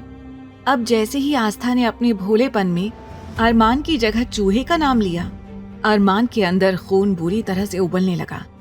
उसका गुस्सा और भी ज्यादा बढ़ गया। वो मन ही मन सोचने लगा, इस लड़की की हिम्मत कैसे हुई मुझे चूहा बोलने की। दादाजी हल्का सा मुस्कुराते हुए कहने लगे, आस्था बेटी, अगर तुम्हारे कमरे में कोई चूहा था तो अरमान से बता देती, अरमान उसे भगा देता। तुम्हें इतना डरने की क्या जरूरत थी? और फिर वो आहान को देखकर कहने लगे, आहान बेटा, जाओ रूम में जाकर देख कर आओ, किस चूहे की हिम्मत हो गई हमारी बेटी को इतना परेशान करने की, जिससे हमारी बेटी इतना ज्यादा डर गई। ऐसा कहकर दादाजी ने आस्था के सिर पर हाथ रखा और उसे बेटर फील कराने की कोशिश करने लगे। तभी दादाजी की नजर आस्था के कपड़ों पर गई। उन्होंने हैरान होकर सवाल किया, बेटा, तुम्हारे कपड़ों को क्या हुआ है? तुम्हारे कपड़े गीले कैसे हैं? आस्था अचानक से दादाजी के पूछे गए सवाल से घबरा गई और उसने चोर नजरों से अरमान की ओर देखा, जो कि अपनी आंखों में आग लिए आस्था को ही घूर रहा था। आस्था ने जल्दी से झूठ बोलते हुए कहा, दादाजी, वो जब हम बाथरूम में थे तब हमें पता ही नहीं चला कि कैसे गलती से हमारा हाथ शावर के ऊपर चला गया और उससे हमारे सारे कपड़े भीग गए। हम बस चेंज करने ही जा रहे थे, लेकिन तभी अरमान जी ने बताया कि आप आ गए हैं, तो इसीलिए हम सबसे पहले आपसे मिलने के लिए आ गए। आस्था ने बड़ी ही चालाकी से अपनी बात कही, जिसे देखकर अरमान मन ही मन बोला, कितनी सफाई से ये लड़की झूठ बोल देती है, मतलब पूरी तरह से जाली और धोखेबाज है ये लड़की। ये सोचते हुए अरमान को आस्था से और भी ज्यादा नफरत होने लगी। दादाजी हंसते हुए बोले, अच्छा चलो बच्चों, तुम जाओ और आराम करो। कल सुबह मुझे तुम सबसे जरूरी बात करनी है, तो इसीलिए तुम सब जाओ और आराम करो। दादाजी ने जैसे ही आस्था और अरमान को वहां से जाने के लिए कहा, आस्था परेशान हो गई, क्योंकि वो अरमान के साथ उसके कमरे में नहीं जाना चाहती थी। इसीलिए वो हिचकिचाने लगी और आपस में अपने हाथों की उंगलियों को मरोड़ने लगी। चारों दोस्त बड़े गौर से आस्था की ओर देख रहे थे। वो एक दूसरे की आंखों में देखकर बातें करने लगे। सुमित धीमी आवाज में बोला, लगता है भाभी को अरमान भाई के साथ कमरे में जाने से डर लग रहा है। आकाश फुसफुसाते हुए बोला, भाई डर क्यों नहीं लगेगा, भाभी तो फिर भी आज ही आई हैं। हम तो कई सालों से अरमान भाई को देखते आए हैं, आज तक हमारी हिम्मत नहीं होती उनके कमरे में जाने की, तो फिर बेचारी मासूम सी इनोसेंट सी भाभी को भला इनसे डर तो लगेगा ही। आहान मायूस होकर बोला, यार मुझे तो भाभी को देखकर सच में बहुत तरस आ रहा है, कितनी प्यारी सी हैं ये। मैं नहीं चाहता कि अरमान भाई इन्हें कोई भी दुख दें। ध्रुव उसे समझाते हुए बोला, तेरे मन की बात तू अपने मन में ही रख, क्योंकि अभी तक सिर्फ दादाजी की वजह से अरमान ने किसी को कुछ नहीं कहा है, वरना अब तक तो वो गोली चला ही देता। चारों एकदम से खड़े होकर आपस में बातें कर रहे थे। अब आस्था के पास वहां से जाने के अलावा कोई और रास्ता नहीं था। इसीलिए वो बेचारगी से सबकी ओर देखते हुए अरमान के पीछे जाने लगी। उसकी आंखों में देखकर ऐसा लग रहा था मानो वो सबसे रिक्वेस्ट कर रही थी कि मुझे बचा लो, मुझे इस मॉन्स्टर के साथ अकेले मत भेजो। अरमान सीढ़ी पर चढ़ने से पहले बीच में रुक गया। वहीं आस्था, जो कि उसके ठीक पीछे थी, अचानक से वो अरमान की पीठ से टकरा गई। उसे ऐसा लगा मानो कोई बहुत बड़ी दीवार उसके सामने आकर खड़ी हो गई थी। वो धड़ाम से जमीन पर गिर पड़ी। आस्था की कराह निकल पड़ी। उसे लगा उसका सिर फूट गया हो। आस्था अपना सिर सहलाने लगी। आस्था की चीख सुनकर अरमान गुस्से से पीछे मुड़ा। सामने ध्रुव और आहान ने आस्था के दोनों हाथों को पकड़ा हुआ था और उसे उठाने में मदद कर रहे थे। अब तो अरमान और भी ज्यादा गुस्से से आस्था की ओर देखने लगा, लेकिन इस वक्त आस्था का ध्यान अरमान पर नहीं, ध्रुव पर था। आस्था मन ही मन ध्रुव की बहुत इज्जत करती थी। एक तरह से वो ध्रुव की बड़ी फैन थी, क्योंकि ध्रुव मेडिकल लाइन का वो चेहरा था जिससे मिलने का सभी लोग सपना देखते थे, और आस्था भी उनमें से एक थी। ध्रुव ने फिक्रमंद होकर आस्था से पूछा, भाभी आप ठीक तो है ना? आस्था ने हल्की सी मुस्कुराहट से जवाब दिया, जी ध्रुव जी, हम ठीक हैं। आकाश ने पीछे से आकर सवाल किया, भाभी लेकिन आप गिर कैसे गईं? आस्था मासूमियत से बोली, वो आकाश भैया, हम तो बस ऊपर ही जा रहे थे, लेकिन अचानक से पता नहीं यहाँ इतनी मजबूत दीवार कहाँ से आ गई, जिससे हमारा सिर बहुत जोरों से उसमें लग गया। हमें लगता है कि ये दीवार जरूर मजबूत सीमेंट से ही बनी होगी, तभी तो इतनी मजबूत दीवार है। देखिए ना, अभी तक हमारा सिर चकरा रहा है, लेकिन हमें समझ में नहीं आया कि यहाँ बीच रास्ते में दीवार कहाँ से आ गई। ऐसा कहकर जैसे ही आस्था ने नजरें उठाकर सामने देखा, उसके सामने अरमान खड़ा था। आस्था की सांसें मानो अटक गईं। वहीं चारों आस्था की बातों का मतलब समझते हुए जोरों से हंस पड़े, क्योंकि आस्था दीवार से नहीं टकराई थी, बल्कि अरमान सिंघानिया की पीठ से टकराई थी।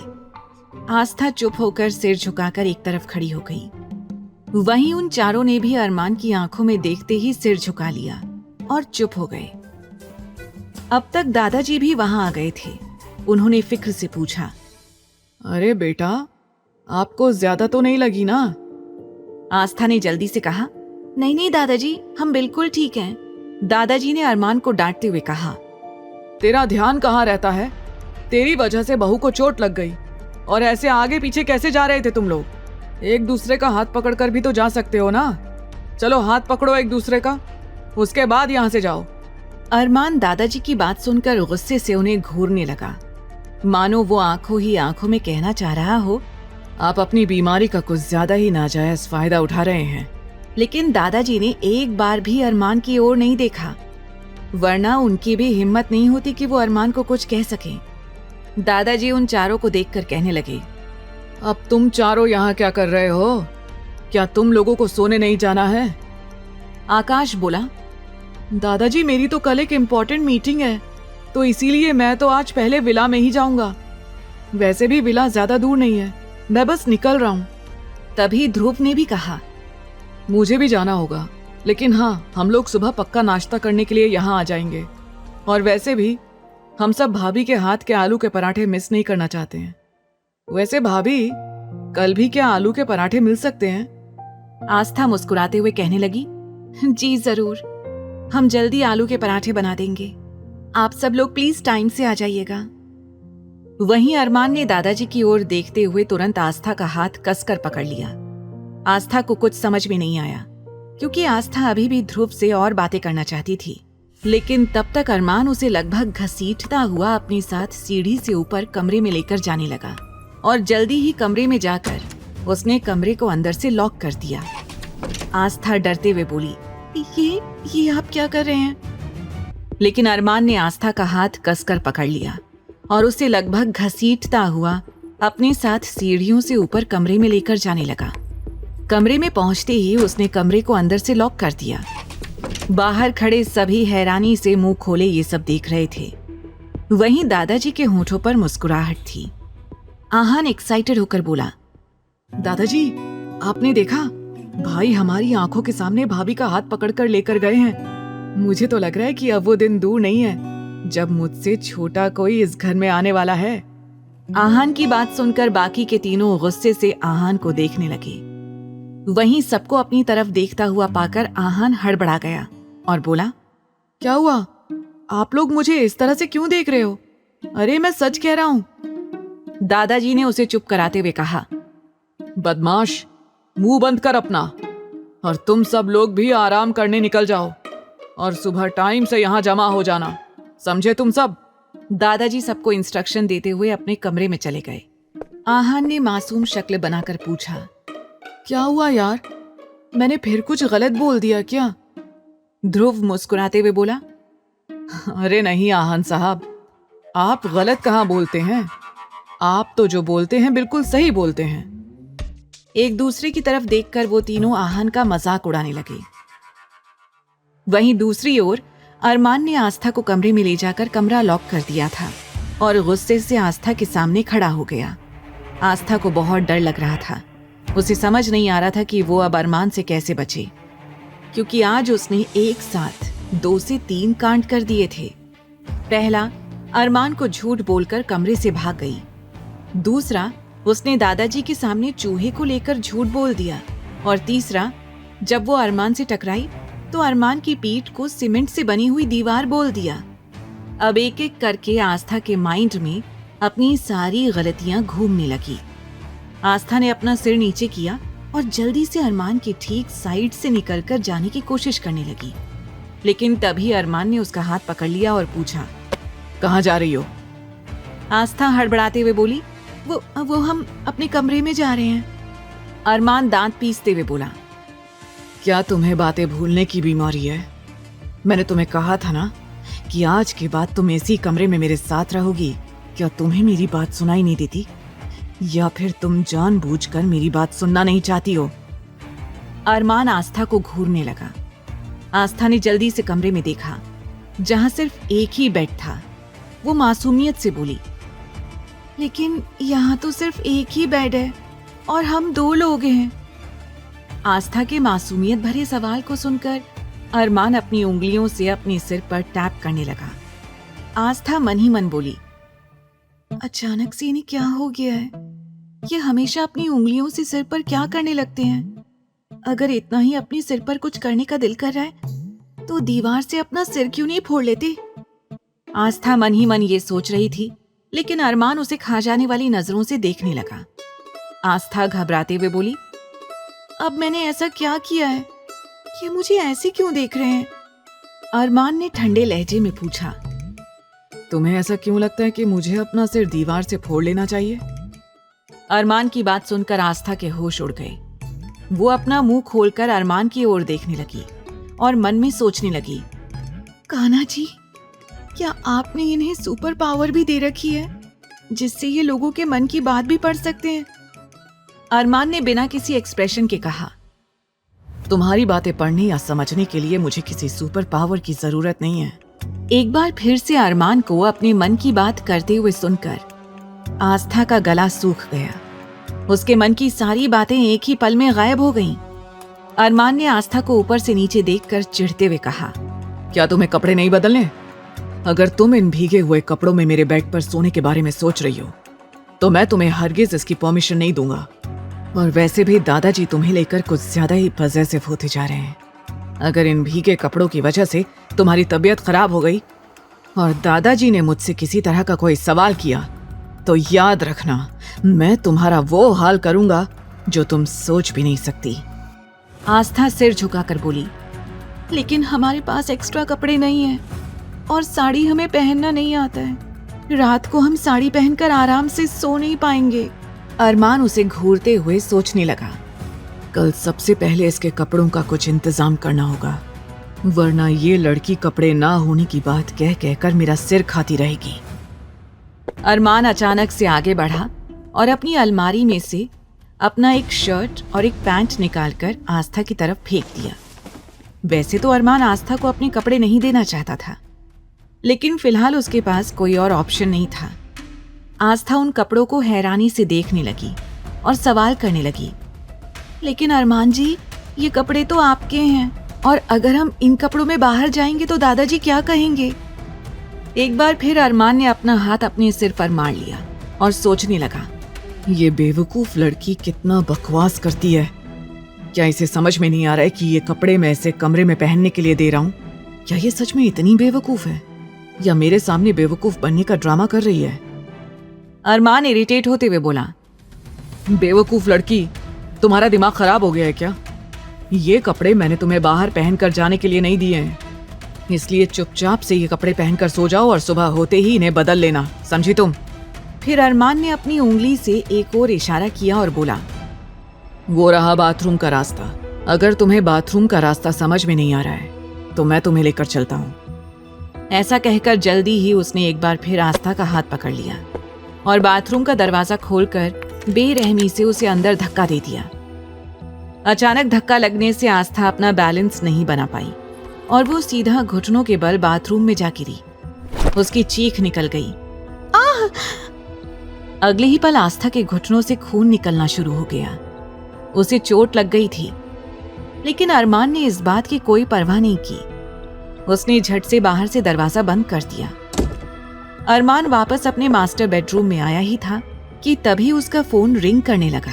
फोन देखकर अरमान के चेहरे पर एक साथ कई इमोशंस आए और चले गए। उसने फोन उठाकर अपने कान पर लगाया तो दूसरी तरफ की बात सुनने के बाद उसने बिना किसी भाव के कहा, मैं आ रहा हूं। ये कहकर उसने कॉल कट कर दिया और सामने दीवार पर लटक रही घड़ी की ओर देखा। रात के 11:30 हुए थे। अरमान ने अपना कोट उठाया और अपने कमरे से निकलकर सीधा अपने मैंशन से बाहर निकल गया। अरमान ने अपनी गाड़ी निकाली और खुद ड्राइव करता हुआ सिंघानिया मैंशन से 2 किलोमीटर की दूरी पर आ गया और अचानक एक विला के सामने अपनी गाड़ी रोक दी। अभी उस गाड़ी को रुके हुए कुछ ही मिनट हुए थे कि तभी विला से 4 लड़के तेजी से निकलकर बाहर आ गए और स्टाइल से चलते हुए अरमान की गाड़ी में बैठ गए। ये चारों कोई और नहीं, आहन, ध्रुव, आकाश और सुमित थे। अरमान ने गाड़ी फिर से स्टार्ट की और तेजी से ड्राइव करते हुए मेन रोड पर आ गया। अरमान की गाड़ी के पीछे 4 से 5 गाड़ियां और चल रही थीं, जिनमें अरमान के गार्ड्स थे जो उसे फॉलो कर रहे थे। गाड़ी में अजीब सी खामोशी छाई हुई थी। जहां कुछ देर पहले सभी हंसी मजाक कर रहे थे, वहीं अब सब सीरियस थे। उनके चेहरों पर कोई इमोशन नहीं था। चारों बाहर सुनसान सड़क को देख रहे थे। जल्दी ही अरमान सिंघानिया ने एक जगह गाड़ी रोक दी और ऑर्डर देते हुए कहा, अपना फेस अच्छी तरह से कवर करो। अरमान के इतना कहते ही उन चारों ने अपने फेस को अच्छी तरह से कवर कर लिया था और तभी अरमान ने अपनी गाड़ी से एक बंदूक उठा ली और वो सब गाड़ी से निकलकर सामने की बंद पड़ी फैक्ट्री की तरफ जाने लगे। इस वक्त वो लोग शहर से बाहर थोड़ी दूरी पर एक बंद पड़ी फैक्ट्री के पास थे, जिसका काम बहुत समय पहले रोक दिया गया था।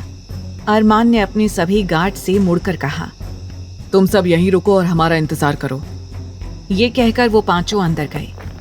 वहां उन्हें अजीब सी आवाज सुनाई देने लगी, जिसे सुनते ही अरमान ने उन सबको अलग अलग डायरेक्शन में जाने का इशारा करते हुए कहा, चारों अलग अलग डायरेक्शन में जाओ और ध्यान रहे कोई भी एक साथ न रहे।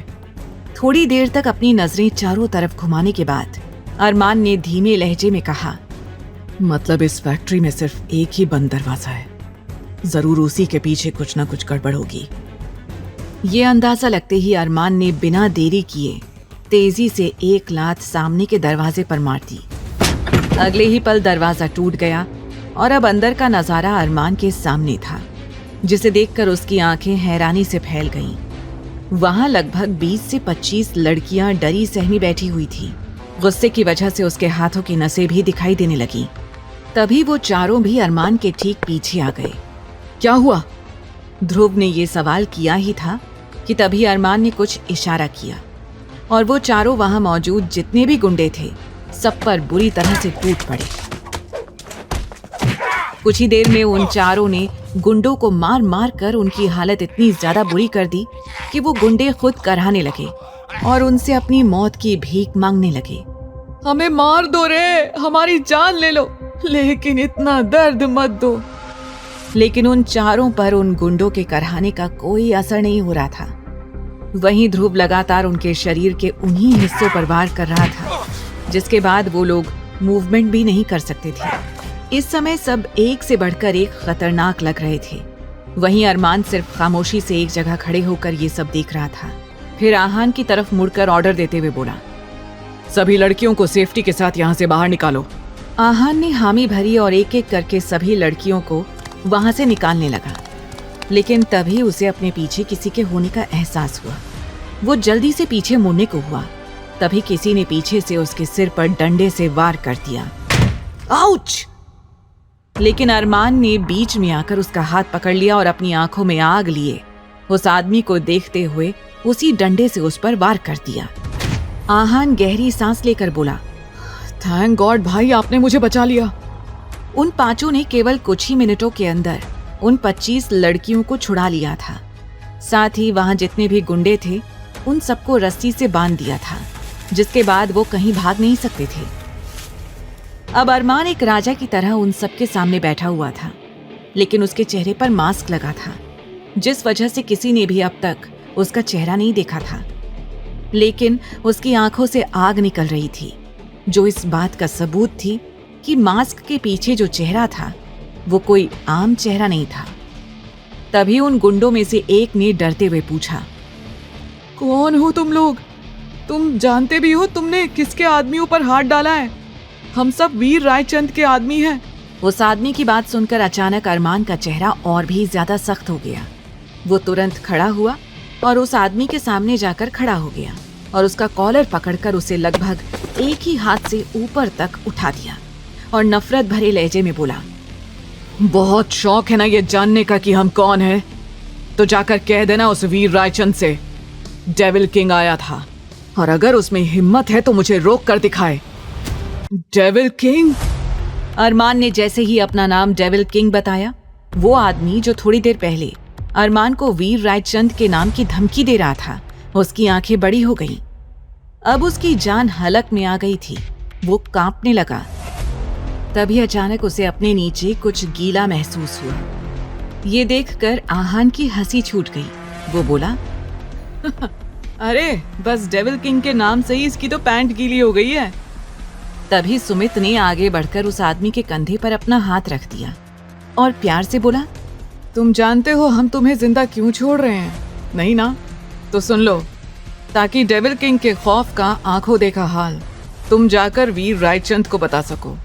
और हाँ, जाने से पहले अपने साथियों का अंजाम जरूर देख कर जाना। वो आदमी जो वीर रायचंद का भरोसेमंद आदमी था बुरी तरह से कांपने लगा और जल्दी ही वो वहां से भाग निकला। अरमान ने सख्त लहजे में कहा, सभी लड़कियों को उनके घर वापस भेज दो। ये कहकर अरमान बाहर निकल गया और अपनी गाड़ी में बैठकर वहां से रवाना हो गया। अरमान के जाने के बाद अभी बाकी चारों वहीं रह गए और बचाई हुई लड़कियों को वहां से भेजने की तैयारी करने लगे। ये सब काम करते हुए उनके चेहरे पर कोई इमोशन नहीं था। वैसे तो उन सब ने मास्क पहना था, जिसकी वजह से उनका चेहरा नजर नहीं आ रहा था, लेकिन उनकी आंखें और बॉडी मूवमेंट्स इस बात का सबूत दे रही थी कि वो लोग इस काम में एक्सपर्ट थे। सामने जितनी भी लड़कियां थी उनकी आंखों में खुशी की चमक थी और वो एहसान भरी नजरों से चारों को देख रही थी। लेकिन उनके चेहरे का दर्द देखकर सुमित का दिल भर आया। वैसे तो सुमित अपने आप को मजबूत दिखाने की बहुत कोशिश करता था, लेकिन उसका दिल बच्चों वाला था। उसे देखकर आकाश ने फिक्रमंद होकर कहा, अगर हमने इन लड़कियों को यहाँ से भेजने में ज्यादा देर कर दी तो कहीं ऐसा ना हो कि सुमित यहीं रोना शुरू कर दे। आहान, जो कुछ देर पहले तक दूर खड़ा किसी से फोन पर बात कर रहा था, वहां आकर बोला, मैंने काव्या को बता दिया है, सारी लड़कियां वहीं जाएंगी और उन्हें उनके घर तक वही पहुंचा देगी। काव्या शर्मा अरमान की टीम में थी, जिसकी उम्र लगभग 30 साल थी। बहुत कम उम्र में ही उसके पति की मौत हो गई थी, जिससे उसे एक बेटी थी। वो बेटी के साथ खुशी से जी रही थी।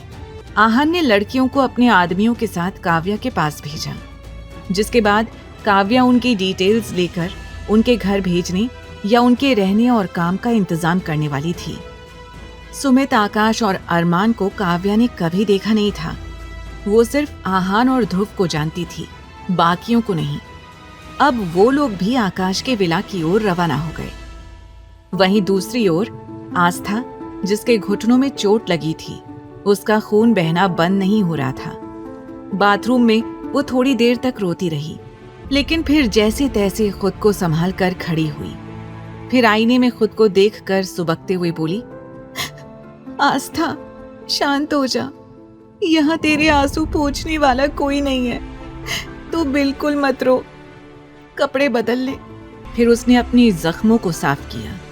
वो परेशान होकर बोली, मुझे समझ भी नहीं आ रहा है कि अब लोअर कैसे पहनूं।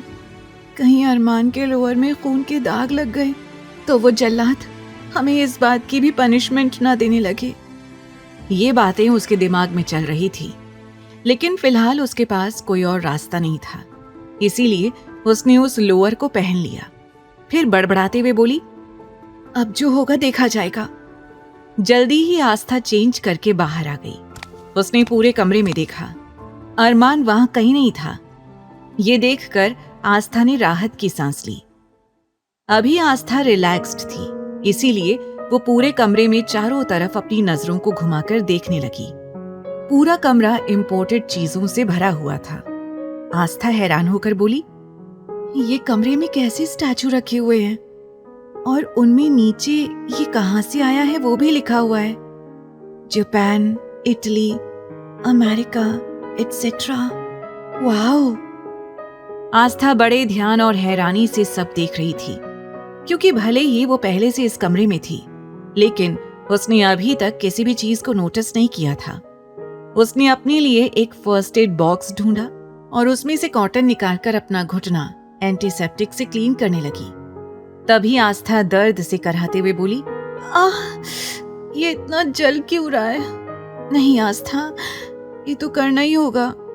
और फिर इस तरह से किसी और के घर में बीमार होने का रिस्क नहीं ले सकती है तू।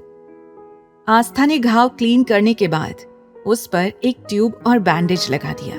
अपने पैर में मरहम पट्टी करने के बाद आस्था ने अपने लोअर को ऊपर तक फोल्ड कर लिया, लेकिन अब तक उस पर खून के धब्बे लग चुके थे, जो कि साफ दिख रहे थे। आस्था खुद में बोली, अब इस दाग को छोड़ आस्था, तू सो जा। सब कुछ भुलाकर आस्था सीधे जाकर बेड पर लेट गई, क्योंकि वो थक गई थी और कुछ ही देर में उसे नींद भी आ गई। रात के 2 बजे अरमान वापस से सिंघानिया मैंशन में आया।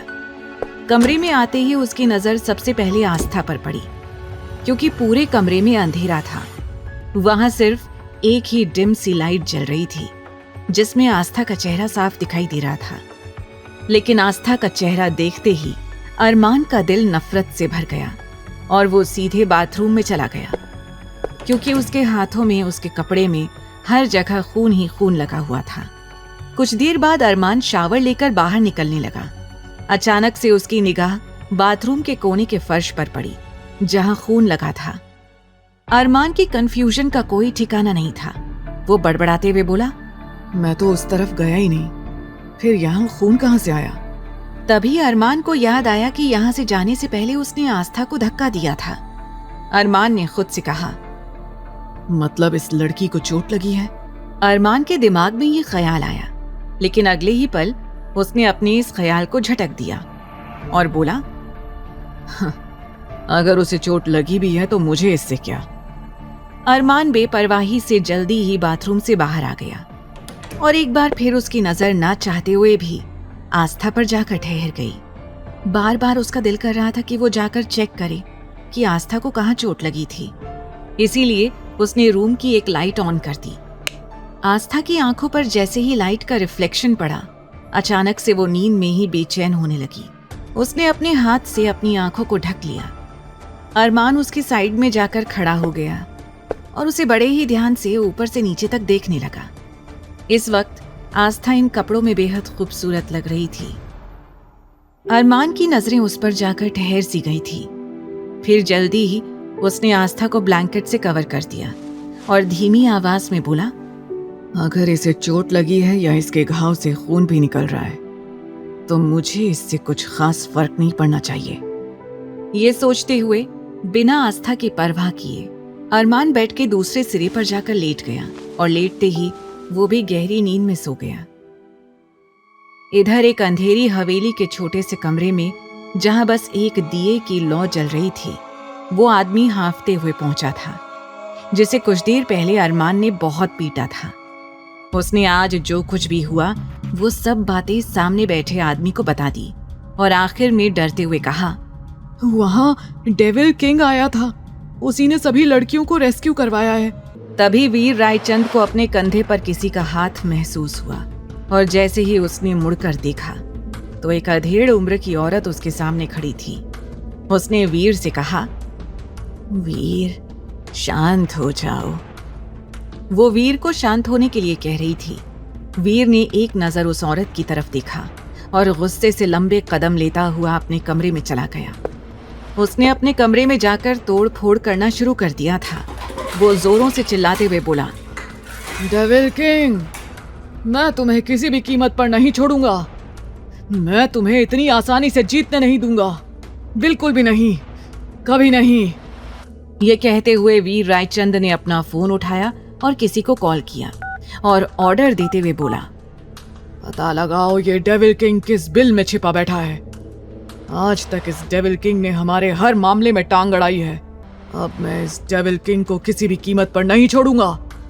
तुम्हें हर हाल में इस डेविल किंग को ढूंढ कर निकालना ही होगा। आज तक अरमान यानी डेविल किंग की पहचान सभी के लिए एक सीक्रेट था। किसी को इस बारे में नहीं पता था कि शहर का नंबर 1 बिजनेसमैन अरमान सिंघानिया, जो सिंघानिया इंडस्ट्रीज का मालिक था, वो असल में एक डेविल किंग भी था, जिसका लोगों में अलग ही तरह का खौफ था। शहर के सभी लोग डेविल किंग के नाम से बुरी तरह से कांपते थे। वीर रायचंद ने नफरत में कहा, मैं कसम खाता हूं कि मैं किसी भी कीमत पर डेविल किंग तक पहुंचूंगा और उसे मिटा दूंगा।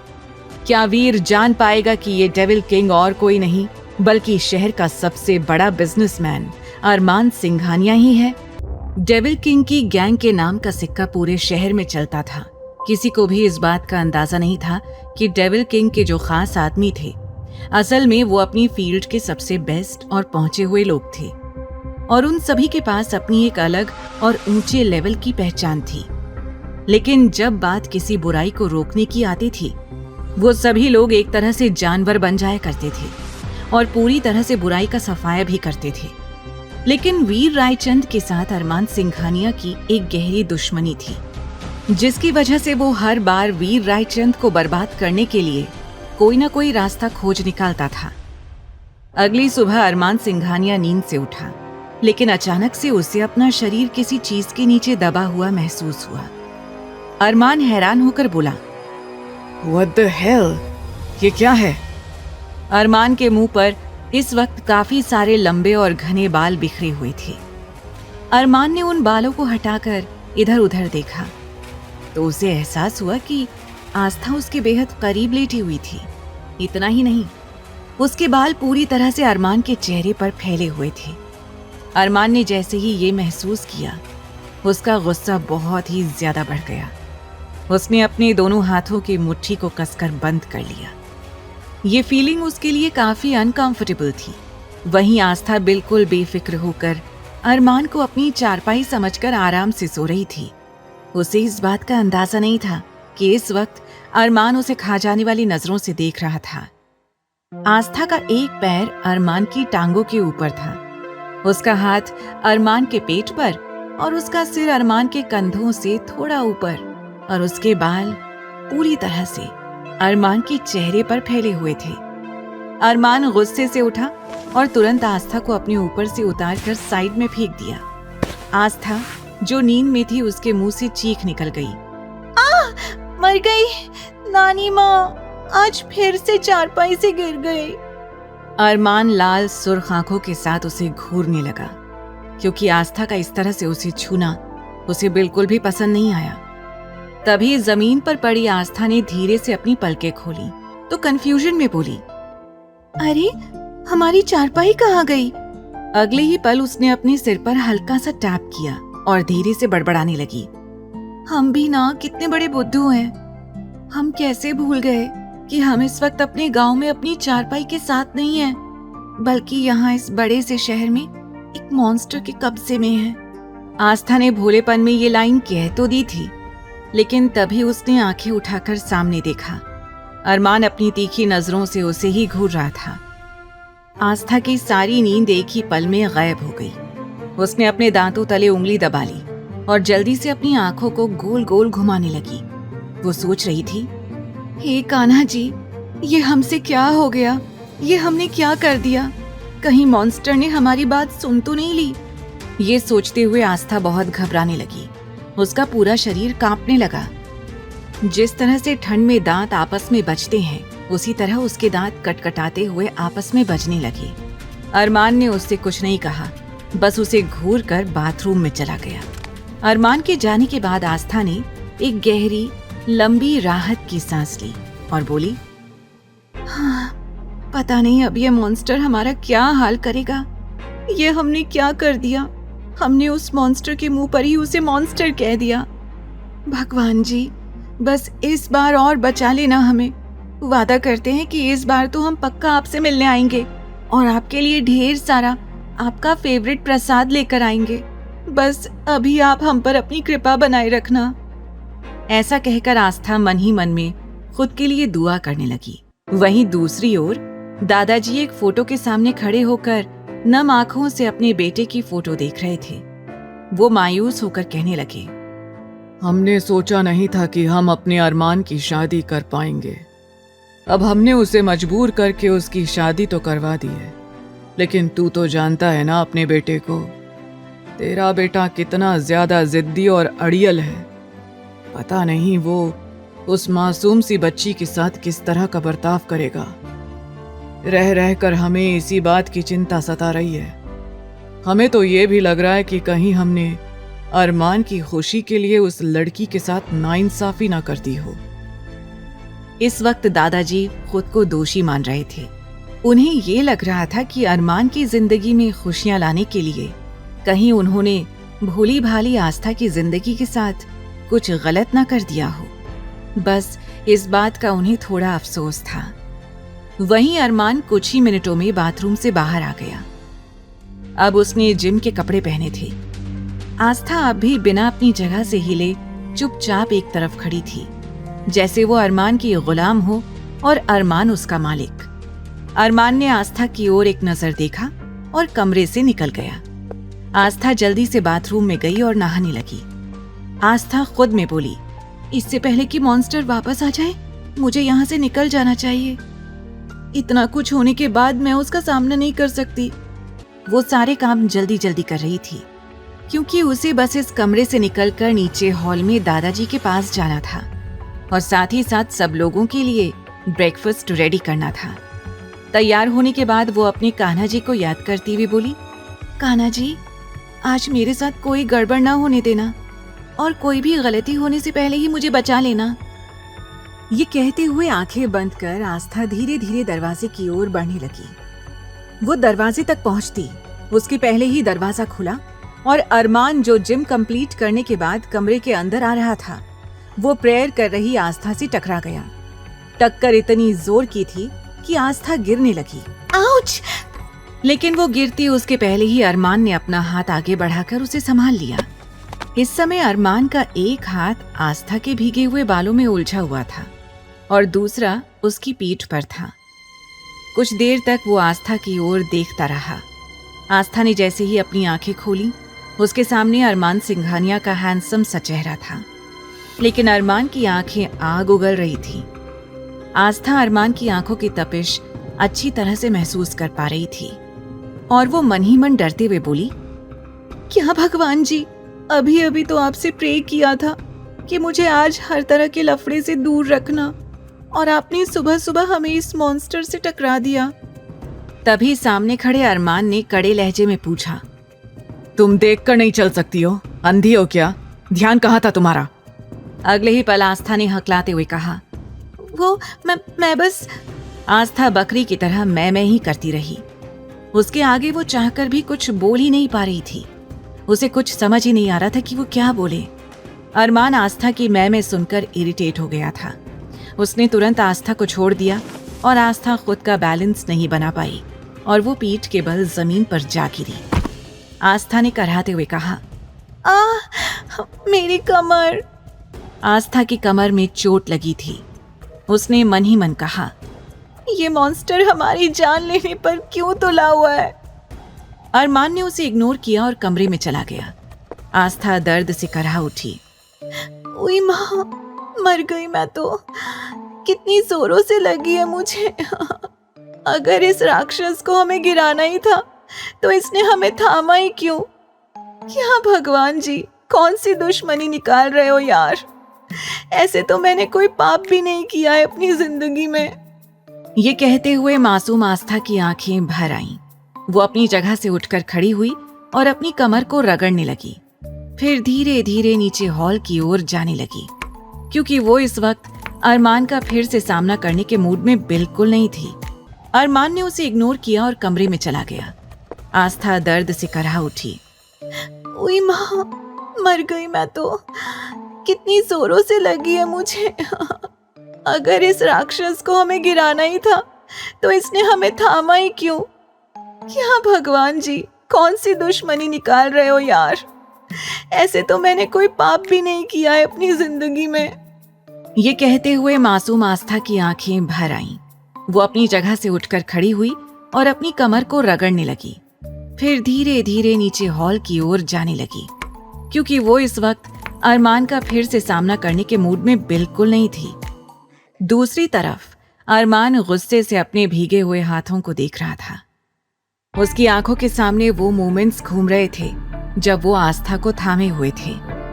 अरमान ने गुस्से से उस हाथ का मुक्का बनाकर दीवार पर दे मारा और गुस्से में कहने लगा, नहीं, मुझ पर कोई भी अपना असर नहीं डाल सकता है। कोई भी नहीं, कोई भी नहीं। इस लड़की को जल्द से जल्द ठिकाने लगाना होगा। मेरे आसपास कभी कोई लड़की नहीं रहेगी। ये सोचते हुए अरमान अब गुस्से से फ्रेश होने के लिए बाथरूम में घुस गया। इधर आस्था, जो अभी अभी गिरी थी, उसे अभी पीठ में काफी दर्द हो रहा था, इसीलिए वो थोड़ा झुककर चल रही थी। लेकिन दादाजी को देखकर वो सीधा चलने लगी और जल्दी से दादाजी के पास जाकर उसने मुस्कुराकर उन्हें प्रणाम किया। दादाजी ने उसके सिर पर हाथ रखा और बोले, आप ठीक तो है ना बेटा? और अरमान ने आपको कुछ कहा तो नहीं ना? दादाजी जैसे आस्था का ही इंतजार कर रहे थे। आस्था को अपने सामने देखते ही वो एक के बाद एक सवाल पूछने लगे, लेकिन अरमान का जिक्र होते ही आस्था के दिमाग में अरमान की कही हुई सारी बातें गूंजने लगी कि कैसे उसे दादाजी को खुश रखना है और उनके रिश्ते की सच्चाई की भनक तक दादाजी को नहीं लगने देनी है, क्योंकि अगर ऐसा हुआ तो अरमान सिंघानिया आस्था की आंखों के सामने उसके पूरे परिवार को जान से मार देगा। दादाजी की बात सुनकर आस्था अपने चेहरे पर झूठी मुस्कुराहट लाते हुए बोली, दादाजी, हम बिल्कुल ठीक हैं और हमें यहाँ कोई परेशानी नहीं है। अरमान जी भी हमें कुछ नहीं कहते हैं और ना ही ज्यादा रोकते टोकते हैं। हाँ, बस थोड़ा सा वो गुस्से में तेज हैं, लेकिन हम उनसे ज्यादा बात ही नहीं करते तो वो हम पर ज्यादा गुस्सा भी नहीं करते। आस्था की बात सुनने के बाद दादाजी थोड़ा रिलैक्स्ड होकर बोले, तुम्हारा बहुत बहुत धन्यवाद बेटा कि तुमने अरमान को दिल से अपना लिया है। अब जैसे ही दादाजी ने ये कहा, आस्था का दिमाग सुन पड़ गया, लेकिन फिर वो हिचकिचाहट के साथ बोली, अब दादाजी, अगर आपको बुरा ना लगे तो क्या हम कुछ कह सकते हैं? दादाजी ने हामी भरते हुए पूछा। हाँ बेटा, बोलो, क्या बात है, क्या कहना है तुम्हें? आस्था बोली, वो जब से हम यहाँ शहर में आए हैं, हम एक बार भी कान्हा जी के मंदिर नहीं गए हैं। वो हमें आदत है कान्हा जी के मंदिर में दर्शन करने की, तो अगर आप इजाजत दें तो क्या हम कान्हा जी के मंदिर जा सकते हैं? आस्था को मन ही मन ये लग रहा था कि शायद उसके कान्हा जी उससे नाराज हो गए थे, इसीलिए वो हर बार उसे किसी नई प्रॉब्लम में डाल रहे थे। और वैसे भी आस्था ने अब तक कान्हा जी से काफी सारे वादे भी किए थे जो मंदिर जाकर उसे पूरे करने थे। दादाजी मुस्कुराकर कहने लगे, अरे बेटा, इसमें इतना घबराने वाली कौन सी बात है? और ये तुमने बिल्कुल ठीक डिसीजन लिया है। बिल्कुल तुम्हें मंदिर जाना चाहिए और मैं तो कहता हूँ कि तुम अरमान को भी अपने साथ मंदिर ले जाओ। दादाजी की बात सुनकर आस्था के होश उड़ गए। वो डर गई और घबरा कर कहने लगी कि क्या नहीं नहीं। दादाजी हैरानी से उसे देखने लगे। आस्था अपनी बात को संभालते हुए बोली, वो दादाजी, हमारा मतलब है कि वो तो इतने बिजी रहते हैं, तो वो मंदिर कैसे जा पाएंगे? हम अकेले चले जाएंगे। आप हमें ड्राइवर के साथ भेज दीजिएगा, हमें कोई परेशानी नहीं होगी। दादाजी मुस्कुराकर बोले, ठीक है बेटा, जैसा तुम्हें ठीक लगे। और हाँ, एक और बात, मंदिर से आने के बाद तुम्हें आज मॉल भी जाना होगा, और हम चाहते हैं कि हमारी बहू अपनी पसंद के कपड़े खरीद कर लेकर आए, क्योंकि हम देख रहे हैं कि तुम्हारे पास केवल कुछ जोड़ी ही कपड़े हैं और शायद साड़ियां तुम अपने आप पहन नहीं पा रही हो, वरना हमने तो प्रियंका के अनुसार सारी साड़ियों की शॉपिंग करवाई थी। अब जैसे ही दादाजी ने प्रियंका का नाम लिया, आस्था के चेहरे पर हिचकिचाहट साफ दिखाई देने लगी, क्योंकि जो कुछ भी आज उसकी जिंदगी में था, कहीं ना कहीं वो सब प्रियंका का था। प्रियंका ही इस घर में बहू बनकर आने वाली थी, आस्था नहीं। आस्था मन ही मन में सोचने लगी, काश प्रियंका दीदी घर से नहीं भागती तो आज शायद मुझे यहाँ नहीं रहना पड़ता। मैं अपनी पढ़ाई पूरी कर रही होती और जल्द से जल्द डॉक्टर बनने का अपना सपना पूरा करती। आस्था अतीत की यादों में खो गई थी और उसकी आंखों के किनारे भी भीगने लगे। दादाजी ने उसके इमोशंस को नोटिस किया और जल्दी से बोले, बेटा, हम माफी चाहते हैं, हमने प्रियंका का नाम तुम्हारे सामने लिया। वो बस हम तुमसे ये बताना चाहते थे कि हमें तुम्हारी पसंद नहीं पता है कि तुम्हें किस तरह के कपड़े अच्छे लगते हैं, इसीलिए हम चाहते हैं कि तुम अपनी पसंद से अपने लिए शॉपिंग कर लो। तो अब तुम तैयार हो जाओ, फिर हम तुम्हें खुद मंदिर लेकर चलेंगे। आस्था के चेहरे पर हल्की मुस्कुराहट आ गई, लेकिन तभी उसे कुछ याद आया और वो हड़बड़ाते हुए बोली, अब दादाजी, हम तो भूल ही गए कि हमें अभी नाश्ता भी बनाना है। ध्रुव जी कहकर गए थे कि वो सुबह हमारे हाथों का नाश्ता खाएंगे। अब हमें किचन में जाना होगा। ऐसा कहकर आस्था लगभग दौड़ती हुई किचन की ओर चली गई। दादाजी आस्था को मुस्कुराकर देखते रहे, लेकिन आस्था के जाते ही उनका चेहरा एकदम सीरियस हो गया। दादाजी बड़बड़ाते हुए बोले, बेटी, चाहे तुम जुबान से कुछ मत बोलो, लेकिन तुम्हारी आंखें इस बात की गवाही दे रही हैं कि तुम यहाँ बिल्कुल भी खुश नहीं हो और इस घर में तुम एक कैदी की तरह जिंदगी गुजार रही हो। ये सब कहते हुए दादाजी का दिल भर आया। किचन में आस्था बड़े प्यार से सबके लिए अपना मनपसंद नाश्ता बनाने लगी। थोड़ी ही देर में अरमान के चारों दोस्त वहां पहुंच गए। जैसे ही उन्होंने हॉल में कदम रखा, आस्था के बनाए हुए खाने की खुशबू उन चारों की नाक से जा टकराई। आहान चहक कर बोला, वाओ, क्या खुशबू है! क्या ये हमारा ही घर है? आहान ये कहते हुए तेजी से अंदर जाने लगा। जैसे ही वो लोग डाइनिंग टेबल पर आए, उनकी नजर नाश्ते से भरी टेबल पर पड़ी और पास ही आस्था खड़ी थी। आस्था को देखकर वो चारों मुस्कुराने लगे, क्योंकि आज पहली बार इस घर में उन्हें खाना मिल रहा था, वो भी स्पेशली घर की किसी लेडी के हाथों का बना हुआ खाना। वो लोग जाकर नाश्ते की टेबल पर बैठ गए। ध्रुव ने एक्साइटेड होकर पूछा, भाभी, बहुत अच्छी खुशबू आ रही है, क्या बनाया है आपने? आस्था चहक कर बोली, ध्रुव जी, हमने आलू के पराठे, सब्जी और पूरी बनाई है। हमें पूरी उम्मीद है कि आप सभी को ये खाना जरूर पसंद आएगा। आप जानते हैं, जब हम गांव में थे तब ये हमारा फेवरेट खाना हुआ करता था और हम बैठते ही फटाफट से सारा खाना चट कर जाया करते थे। आस्था मुस्कुराकर एक ही सांस में अपनी पूरी बात कही जा रही थी और बाकी सब एक दूसरे को देखकर मुस्कुरा रहे थे। तभी दादाजी ने पूछा, अरे आकाश, ये अरमान कहाँ रह गया? जरा उसे बुलाकर लाओ, वो भी हमारे साथ नाश्ता कर लेगा। दादाजी ने जैसे ही अरमान का नाम लिया, आस्था की जैसे जान हलक में आ गई और उसका हाथ कांपने लगा। वो घबराते हुए बोली, क्या वो भी यहाँ आकर नाश्ता करेंगे? ये सोचते ही उसने अपने हाथ में जो ग्लास पकड़ा हुआ था वो तुरंत छूटकर नीचे गिर गया। सब हैरानी से आस्था की ओर देखने लगे। दादाजी ने परेशानी में पूछा, क्या बात है बेटा, तुम ठीक तो हो ना? आस्था ने जल्दी से अपनी गर्दन हाँ में हिला दी और धीमे लहजे में बोली, माफ कीजिएगा दादाजी, हम बस ग्लास टेबल पर रख रहे थे, अचानक से हमारे हाथ से ग्लास छूट गया। आहान ने हंसते हुए कहा, भाभी आप इतना घबरा क्यों रही हैं? जैसे मानो आपने किसी का मर्डर कर दिया हो। अरे ग्लास ही तो गिरा है, इसमें इतना घबराने वाली बात कौन सी है? ध्रुव मासूमियत से बोला। भाभी मुझसे अब इंतजार नहीं हो रहा है, प्लीज आप मुझे सर्व कर दीजिए। खाने की स्मेल के बाद मेरी हिम्मत ही नहीं हो रही है कि मैं और इंतजार करूं। आस्था मुस्कुराते हुए उसे खाना सर्व करने के लिए आगे बढ़ ही रही थी, लेकिन दादाजी उसे वार्निंग देते हुए बोले, खबरदार, अगर किसी ने कुछ खाया तो। मैंने कहा ना, पहले अरमान यहाँ आएगा, उसके बाद ही हम सब खाएंगे। दादाजी की बात सुनकर सब मुंह बनाकर आकाश की ओर देखने लगे, क्योंकि दादाजी ने आकाश को ही अरमान को बुलाने के लिए कहा था, लेकिन आकाश की हिम्मत नहीं हो रही थी कि वो अरमान को जाकर बुला सके। तभी दादाजी ने आस्था की ओर देखते हुए कहा, आस्था बेटा, ये आकाश तो मेरी बात सुन ही नहीं रहा है। एक काम करो, तुम ही जाकर अरमान को बुला लाओ।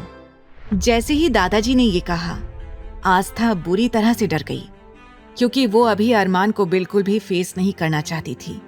वो झल्लाते हुए बड़बड़ाई, कान्हा जी, आप मुझे बार बार क्यों फंसा रहे हो? हाँ, हम मानते हैं कि हम अपने कहे हुए वादे को अब तक पूरा नहीं कर पाए हैं, तो इसका मतलब ये थोड़ी है कि आप अपनी प्यारी आस्था के साथ ऐसा करोगे। आस्था ऊपर की ओर देखकर ही खुद से बातें कर रही थी, वो अपनी जगह से हिली भी नहीं। दादाजी आस्था को टोकते हुए बोले, बेटा अगर तुम्हें कोई परेशानी है तो मैं ही चला जाता हूँ। आस्था जैसे होश में आई और वो जल्दी से बोली, नहीं नहीं दादाजी, ये आप कैसी बातें कर रहे हैं? आपकी तबीयत वैसे ही ठीक नहीं है, मैं अभी उन्हें बुलाकर लाती हूँ। तब तक आप लोग शुरू कीजिए ना प्लीज। दादाजी ने कड़े लहजे में कहा, हमने कह दिया ना, अरमान के बिना हम शुरू नहीं करेंगे। और वैसे भी तुम्हारी पहली रसोई की रस्म में भी हमने अरमान के बिना ही खा लिया था। पता है उस वक्त मुझे कितना ज्यादा अफसोस हुआ था कि अरमान ने तुम्हारे हाथों के बने हुए टेस्टी पराठे मिस कर दिए। लेकिन अब मैं ये चाहता हूँ कि आज अरमान भी हमारे साथ आकर यहाँ बैठे और हमारे साथ नाश्ता करे। दादाजी की बात सुनकर आस्था धीमे कदमों से ऊपर सीढ़ी की ओर जाने लगी। कुछ देर बाद अरमान के कमरे के बाहर पहुंचकर आस्था के कदम रुक गए। वो खुद ही अपने हाथों की उंगलियों को मरोड़ रही थी। वो परेशानी में बोली, कैसे मैं अपने इस रूड, एरोगेंट, मॉन्स्टर, खड़ूस हस्बैंड का सामना करूंगी? कहीं ये मुझे फिर से ना गिरा दे। लेकिन अंदर जाने के अलावा मेरे पास और कोई रास्ता भी तो नहीं है। आस्था ने एक गहरी सांस ली और हिम्मत करके दरवाजा खोल दिया। दरवाजा खुला तो सामने का नजारा देखकर उसकी चीख निकल गई। सामने अरमान इस वक्त बाथरूम से नहाकर निकला था। अरमान की गहरी नजरें इस वक्त आस्था को घूर रही थी। आस्था ने तुरंत अपना मुंह दूसरी तरफ कर लिया और अपने दोनों हाथों से अपने चेहरे को कवर कर लिया। वो हड़बड़ाते हुए बोली, आप ऐसे यहाँ क्या कर रहे हैं? और आप कपड़े क्यों नहीं पहन लेते? ये पहली बार था जब आस्था ने अरमान को इस तरह से देखा था। अरमान आस्था की ओर आग उगलती हुई नजरों से देखते हुए बोला, तुम्हारी इतनी हिम्मत कि तुम मुझे ऑर्डर दो? क्या तुम्हें इतनी भी तमीज नहीं है कि बिना नॉक किए किसी के कमरे में नहीं आते? अरमान कड़े लहजे में बोला, अगर तुम मुझे इम्प्रेस करने के लिए और मेरा अटेंशन पाने के लिए ये सब ड्रामा कर रही हो ना, तो तुम्हें बता दूं कि तुम्हारी ये चीप ट्रिक्स मुझे कभी भी तुम्हारी ओर अट्रैक्ट नहीं कर सकती है। याद रखना, अरमान सिंघानिया से टकराओगी तो सिवाय नफरत के तुम्हें और कुछ नहीं मिलेगा। ऐसा कहते हुए अरमान आस्था के बेहद करीब आकर खड़ा हो गया। अरमान की बातें सुनकर आस्था की आंखें भर आई। वो सपने में भी नहीं सोच सकती थी कि अरमान उसके साथ इस तरह की बातें करेगा। ऐसी बातें उसके दिल को छलनी कर रही थी। वो कांपती हुई आवाज में बोली, देखिए अरमान जी, आपको गलत फहमी हुई है। हम तो यहाँ बस आपको नाश्ते के लिए बुलाने आए थे। नीचे दादाजी आपको बुला रहे हैं। आस्था की कमजोर आवाज सुनकर अरमान इरिटेट होकर बोला, ओह प्लीज, ये फालतू की नॉनसेंस बातें मेरे सामने मत करो। मैंने तुम्हें पहले ही कहा है, तुम मेरे दादाजी, मेरे दोस्त और मेरे भाई पर अपने सारे ट्रिक्स आजमाओ, लेकिन मुझ पर नहीं। मैं तुम जैसी लड़कियों को अच्छी तरह से जानता हूं। अरमान की इस तरह की बातें सुनकर आस्था की बॉडी अंदर तक कांपने लग गई, क्योंकि इस वक्त अरमान की आंखों में उसे अपने लिए सिर्फ और सिर्फ नफरत दिखाई दे रही थी। डर के मारे आस्था का गला सूखने लगा। उसे ऐसा लग रहा था जैसे अरमान अभी इसी वक्त उसकी जान ले लेगा। अचानक आस्था धीरे धीरे अपने कदम पीछे की तरफ खिसकाने लगी, लेकिन जैसे ही वो थोड़ा पीछे हुई, अचानक से वो एक इंपोर्टेड पॉट से जा टकराई और गिरते गिरते बची। पॉट से टकराने की वजह से उसका दुपट्टा उसके कंधे से हटकर नीचे गिर गया। आस्था ने अपनी आंखों को कसकर बंद कर लिया और मन ही मन भगवान से प्रार्थना करने लगी। कान्हा जी, हम थोड़ी देर में आपके दर्शन करने आ रहे हैं। प्लीज कान्हा जी, बस अभी हमें इस मॉन्स्टर से बचा लीजिए। आस्था को इस तरह से आंखें बंद करते हुए देखकर अरमान और ज्यादा गुस्से में बोला, मानना पड़ेगा, काफी अच्छी एक्टिंग कर लेती हो तुम, लेकिन तुम्हारी जानकारी के लिए बता दूं, तुम्हारे जैसी ना जाने कितनी ही लड़कियां हैं जो मुझे हर रोज करने की कोशिश करती हैं। नफरत, सिर्फ और सिर्फ नफरत, समझी तुम? अरमान ने गुस्से से उसका दुपट्टा जमीन से उठाया और उसके ऊपर फेंक दिया, क्योंकि इस वक्त आस्था बेहद खूबसूरत लग रही थी और ज्यादा देर अरमान उसकी खूबसूरती को देख नहीं पा रहा था। ना चाहते हुए भी अरमान की नजरें उसके अनारकली सूट के ऊपर से ही उसके शरीर पर जाने लगी। अरमान ने जैसे ही आस्था के ऊपर उसका दुपट्टा फेंका, आस्था तुरंत आंखें खोलकर खड़ी हो गई और डरते हुए बोली, आप जल्दी से कपड़े पहनकर नीचे आ जाइए, दादाजी आपको बुला रहे हैं। ये कहकर आस्था उल्टे पांव वहां से भाग गई। उसके जाते ही अरमान को खुद पर ही गुस्सा आने लगा। अचानक से उसने अपने हाथ की मुट्ठी कसकर बंद की और अपना हाथ दीवार पर दे मारा। अरमान ने नफरत से कहा, नहीं अरमान, इस लड़की की खूबसूरती तुझ पर कोई असर नहीं कर सकती, बिल्कुल भी नहीं कर सकती। ऐसा कहकर उसने 2 से 3 पंच दीवार पर दे मारे और उसके हाथ से खून भी निकलने लगा। उसने तुरंत अपने उस हाथ को रुमाल से बांध लिया, क्योंकि वो नहीं चाहता था कि दादाजी उसके हाथ से निकलता हुआ खून देख लें और कोई सवाल करें। फिर अरमान अपना डिजाइनर सूट पहनकर नीचे जाने के लिए तैयार हो गया। वहीं आस्था सीधा दौड़कर नीचे हॉल में आ गई। आज अरमान ने एक बार फिर उसकी सेल्फ रिस्पेक्ट को चोट पहुंचाई थी, जो उसकी धड़कन तेज कर गया था। खुद को रिलैक्स करने की कोशिश करते हुए आस्था गहरी और लंबी सांस लेने लगी। आस्था को इस तरह से घबराए हुए देखकर सभी के चेहरे पर फिक्र दिखाई देने लगी। आकाश ने फिक्र से पूछा, क्या बात है भाभी, आप ठीक तो है ना? दादाजी भी फिक्रमंद होकर पूछने लगे, क्या बात है बेटा, क्या फिर से कोई चूहा आ गया तुम्हारे कमरे में? अब आस्था को वो कड़वी बातें याद आने लगी जो कुछ देर पहले अरमान ने उससे कही थी। उसे अब अरमान से और भी ज्यादा नफरत और गुस्सा महसूस होने लगा। आस्था ने खुद के इमोशंस को कंट्रोल करते हुए शांत लहजे में कहा, नहीं नहीं दादाजी, कहीं नाश्ता ठंडा ना हो जाए, इसीलिए हम भागते हुए आए हैं, इसीलिए हम हाफ रहे हैं। दादाजी ने आस्था के पीछे देखने की कोशिश की और सवाल किया, लेकिन बेटा अरमान तो आ रहा है ना?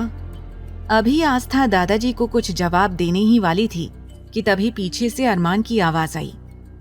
यस दादाजी।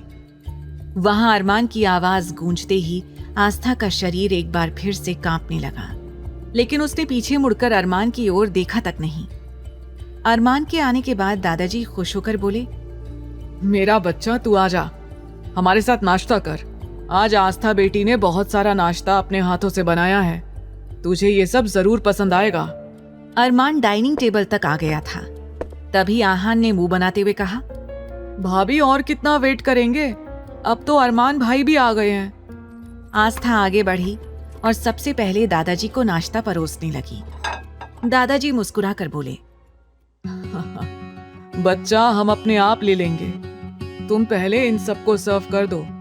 देखो ना सब कैसे मेरी ओर घूर रहे हैं, कहीं ऐसा ना हो कि ये सब मेरी प्लेट पर ही टूट पड़े। आस्था मुस्कुरा दी। वहीं अरमान गहरी नजरों से आस्था को ही घूर रहा था। जिस तरह से आस्था आज उसके कमरे में अचानक आ गई थी, उस वजह से उसे रह रह कर आस्था पर गुस्सा आ रहा था। अपने हाथ में पकड़े चम्मच पर उसकी पकड़ मजबूत हो गई। आस्था ने सबको नाश्ता सर्व करना शुरू किया। सभी काफी खुश थे। तभी दादाजी बोल पड़े, बेटा अरमान को भी दो। अब तो आस्था की जान हलक तक आ गई। वो सोचने लगी, लगता है दादाजी की मुझसे कोई पुरानी दुश्मनी है, तभी वो बार बार मुझे शेर के मुंह में हाथ डालने को कह देते हैं। आस्था बिना अरमान की ओर देखे उसे नाश्ता सर्व करने के लिए आगे बढ़ने लगी, लेकिन तभी अरमान ने कड़े लहजे में कहा, ये खाना बहुत ऑयली है और ज्यादा ऑयली खाना दादाजी की हेल्थ के लिए ठीक नहीं है। दादाजी, आप ये खाना नहीं खाएंगे। फिर अरमान ने किचन की ओर देखकर आवाज लगाते हुए कहा, रमेश काका, कहाँ हैं आप? और ये सब क्या है? इतना ऑयली फूड दादाजी खाएंगे क्या? क्या आपको नहीं पता दादाजी अभी अभी हॉस्पिटल से आए हैं? उनके लिए ये खाना बिल्कुल भी सेफ नहीं है। अरमान की बात सुनकर आस्था घबराहट से अपनी उंगलियां आपस में मरोड़ने लगी। वो काफी ज्यादा ऑकवर्ड फील कर रही थी।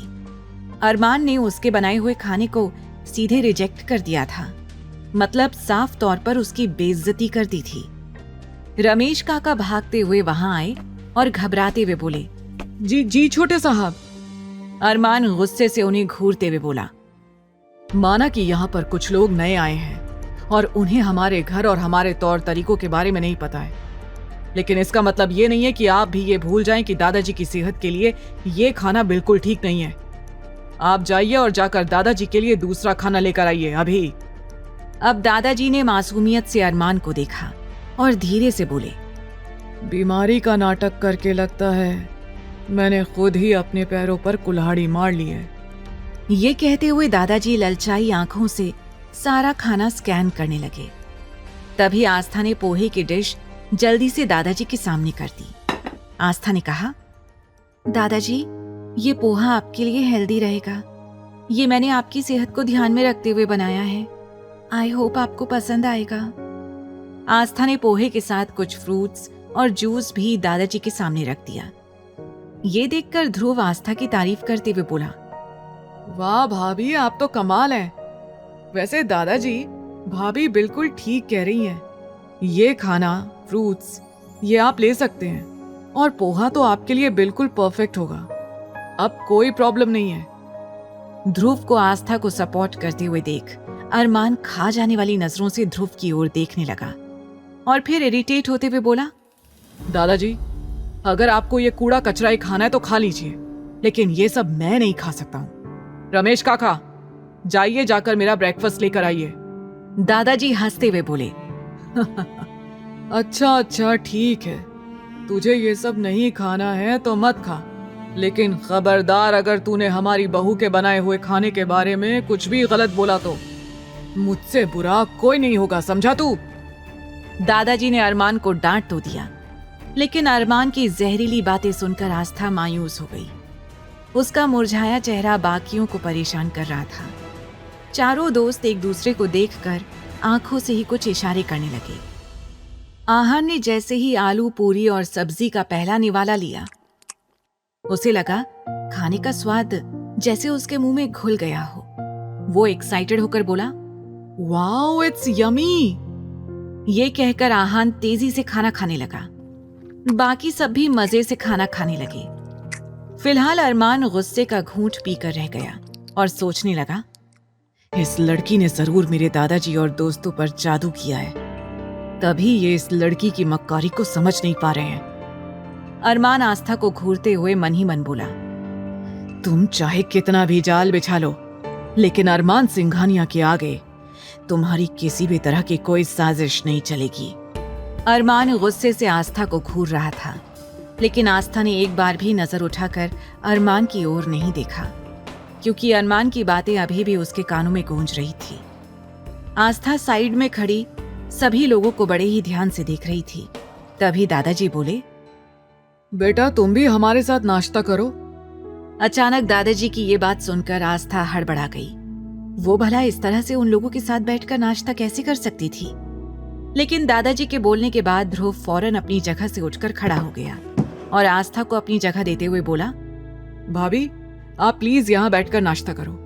वैसे भी सच में हम तो आज से आपके बनाए हुए खाने के फैन हो गए हैं। इतना टेस्टी खाना हमने अपनी पूरी जिंदगी में कभी नहीं खाया है। ध्रुव एक बार फिर आस्था की तारीफ करने लगा। ध्रुव का तारीफ करना आस्था को काफी खुशी दे रहा था। वो ध्रुव से इमोशनली ज्यादा अटैच्ड थी, क्योंकि वो ध्रुव की ही तरह मेडिकल फील्ड में अपना नाम कमाना चाहती थी। ध्रुव ने अपनी चेयर पर आस्था को बिठा दिया और खुद उसे अपने हाथों से सर्व करने लगा। ये देखकर बाकी तीनों मुस्कुरा रहे थे, लेकिन जैसे ही उनकी नजर अरमान पर पड़ी, अचानक ही उन तीनों को एक साथ ही खांसी आने लगी, क्योंकि अरमान बड़े ही गुस्से और नफरत से ध्रुव की ओर देख रहा था। ध्रुव ने मासूमियत से पूछा, अरे अब तुम लोगों को क्या हो गया है? एक साथ इस तरह से क्यों खांसने लगे? आहान ने आंखों से अरमान की ओर इशारा किया। इशारा पाकर ध्रुव ने अरमान की ओर कंफ्यूजन से देखा। तब उसे भी खांसी आनी शुरू हो गई। दादाजी ने चारों को डांटते हुए कहा, तुम लोगों का दिमाग खराब हो गया है क्या? इस तरह से जल्दी जल्दी खाओगे तो खाना गले में फंसी जाएगा ना। चलो फटाफट से सबके सब पानी पियो। दादाजी उन सभी को ग्लास में पानी निकाल कर देने लगे। आस्था भी जल्दी ही आलू पूरी खाने लगी।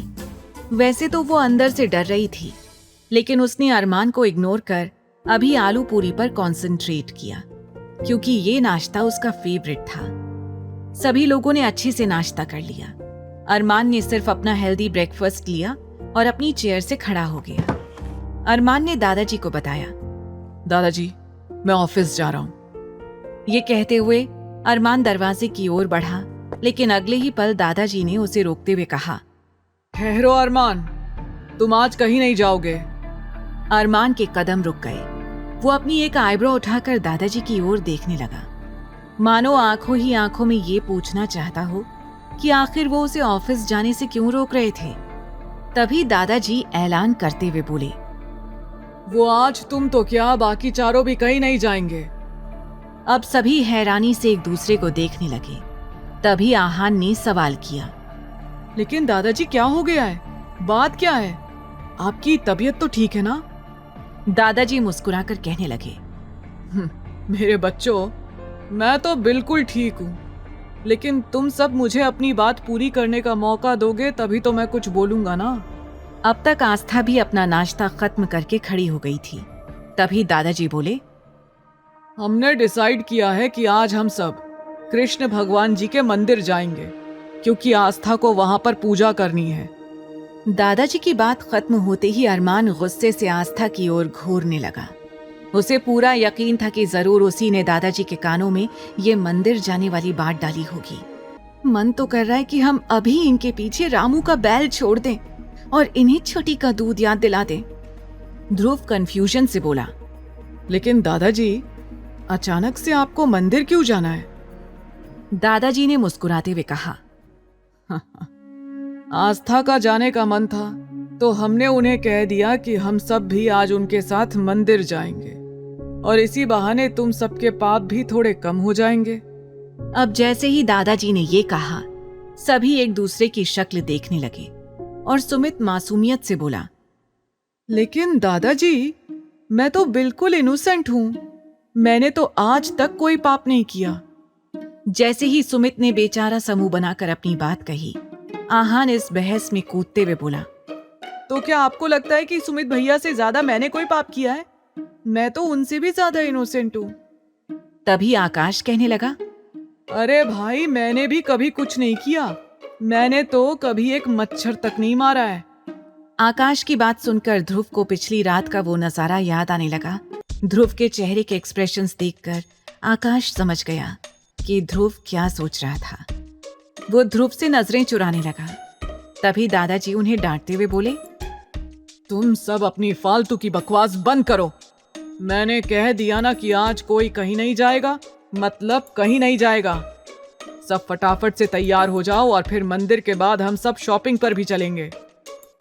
अब शॉपिंग की बात सुनकर अरमान गुस्से से भर उठा और दांत पीसते हुए बोला, दादाजी, आप इस लड़की की शॉपिंग के लिए मेरा करोड़ों का नुकसान करना चाहते हैं। ये लड़की एक काम करे, मेरा ये कार्ड ले ले, फिर ये जितना मर्जी चाहे उतनी शॉपिंग कर सकती है। आगे की कहानी जानने के लिए देखें अगला एपिसोड सिर्फ पॉकेट एफएम के YouTube चैनल पर, और तेरे इश्क में के सारे एपिसोड्स को सुनने के लिए डिस्क्रिप्शन में दी लिंक से डाउनलोड करें पॉकेट एफएम ऐप।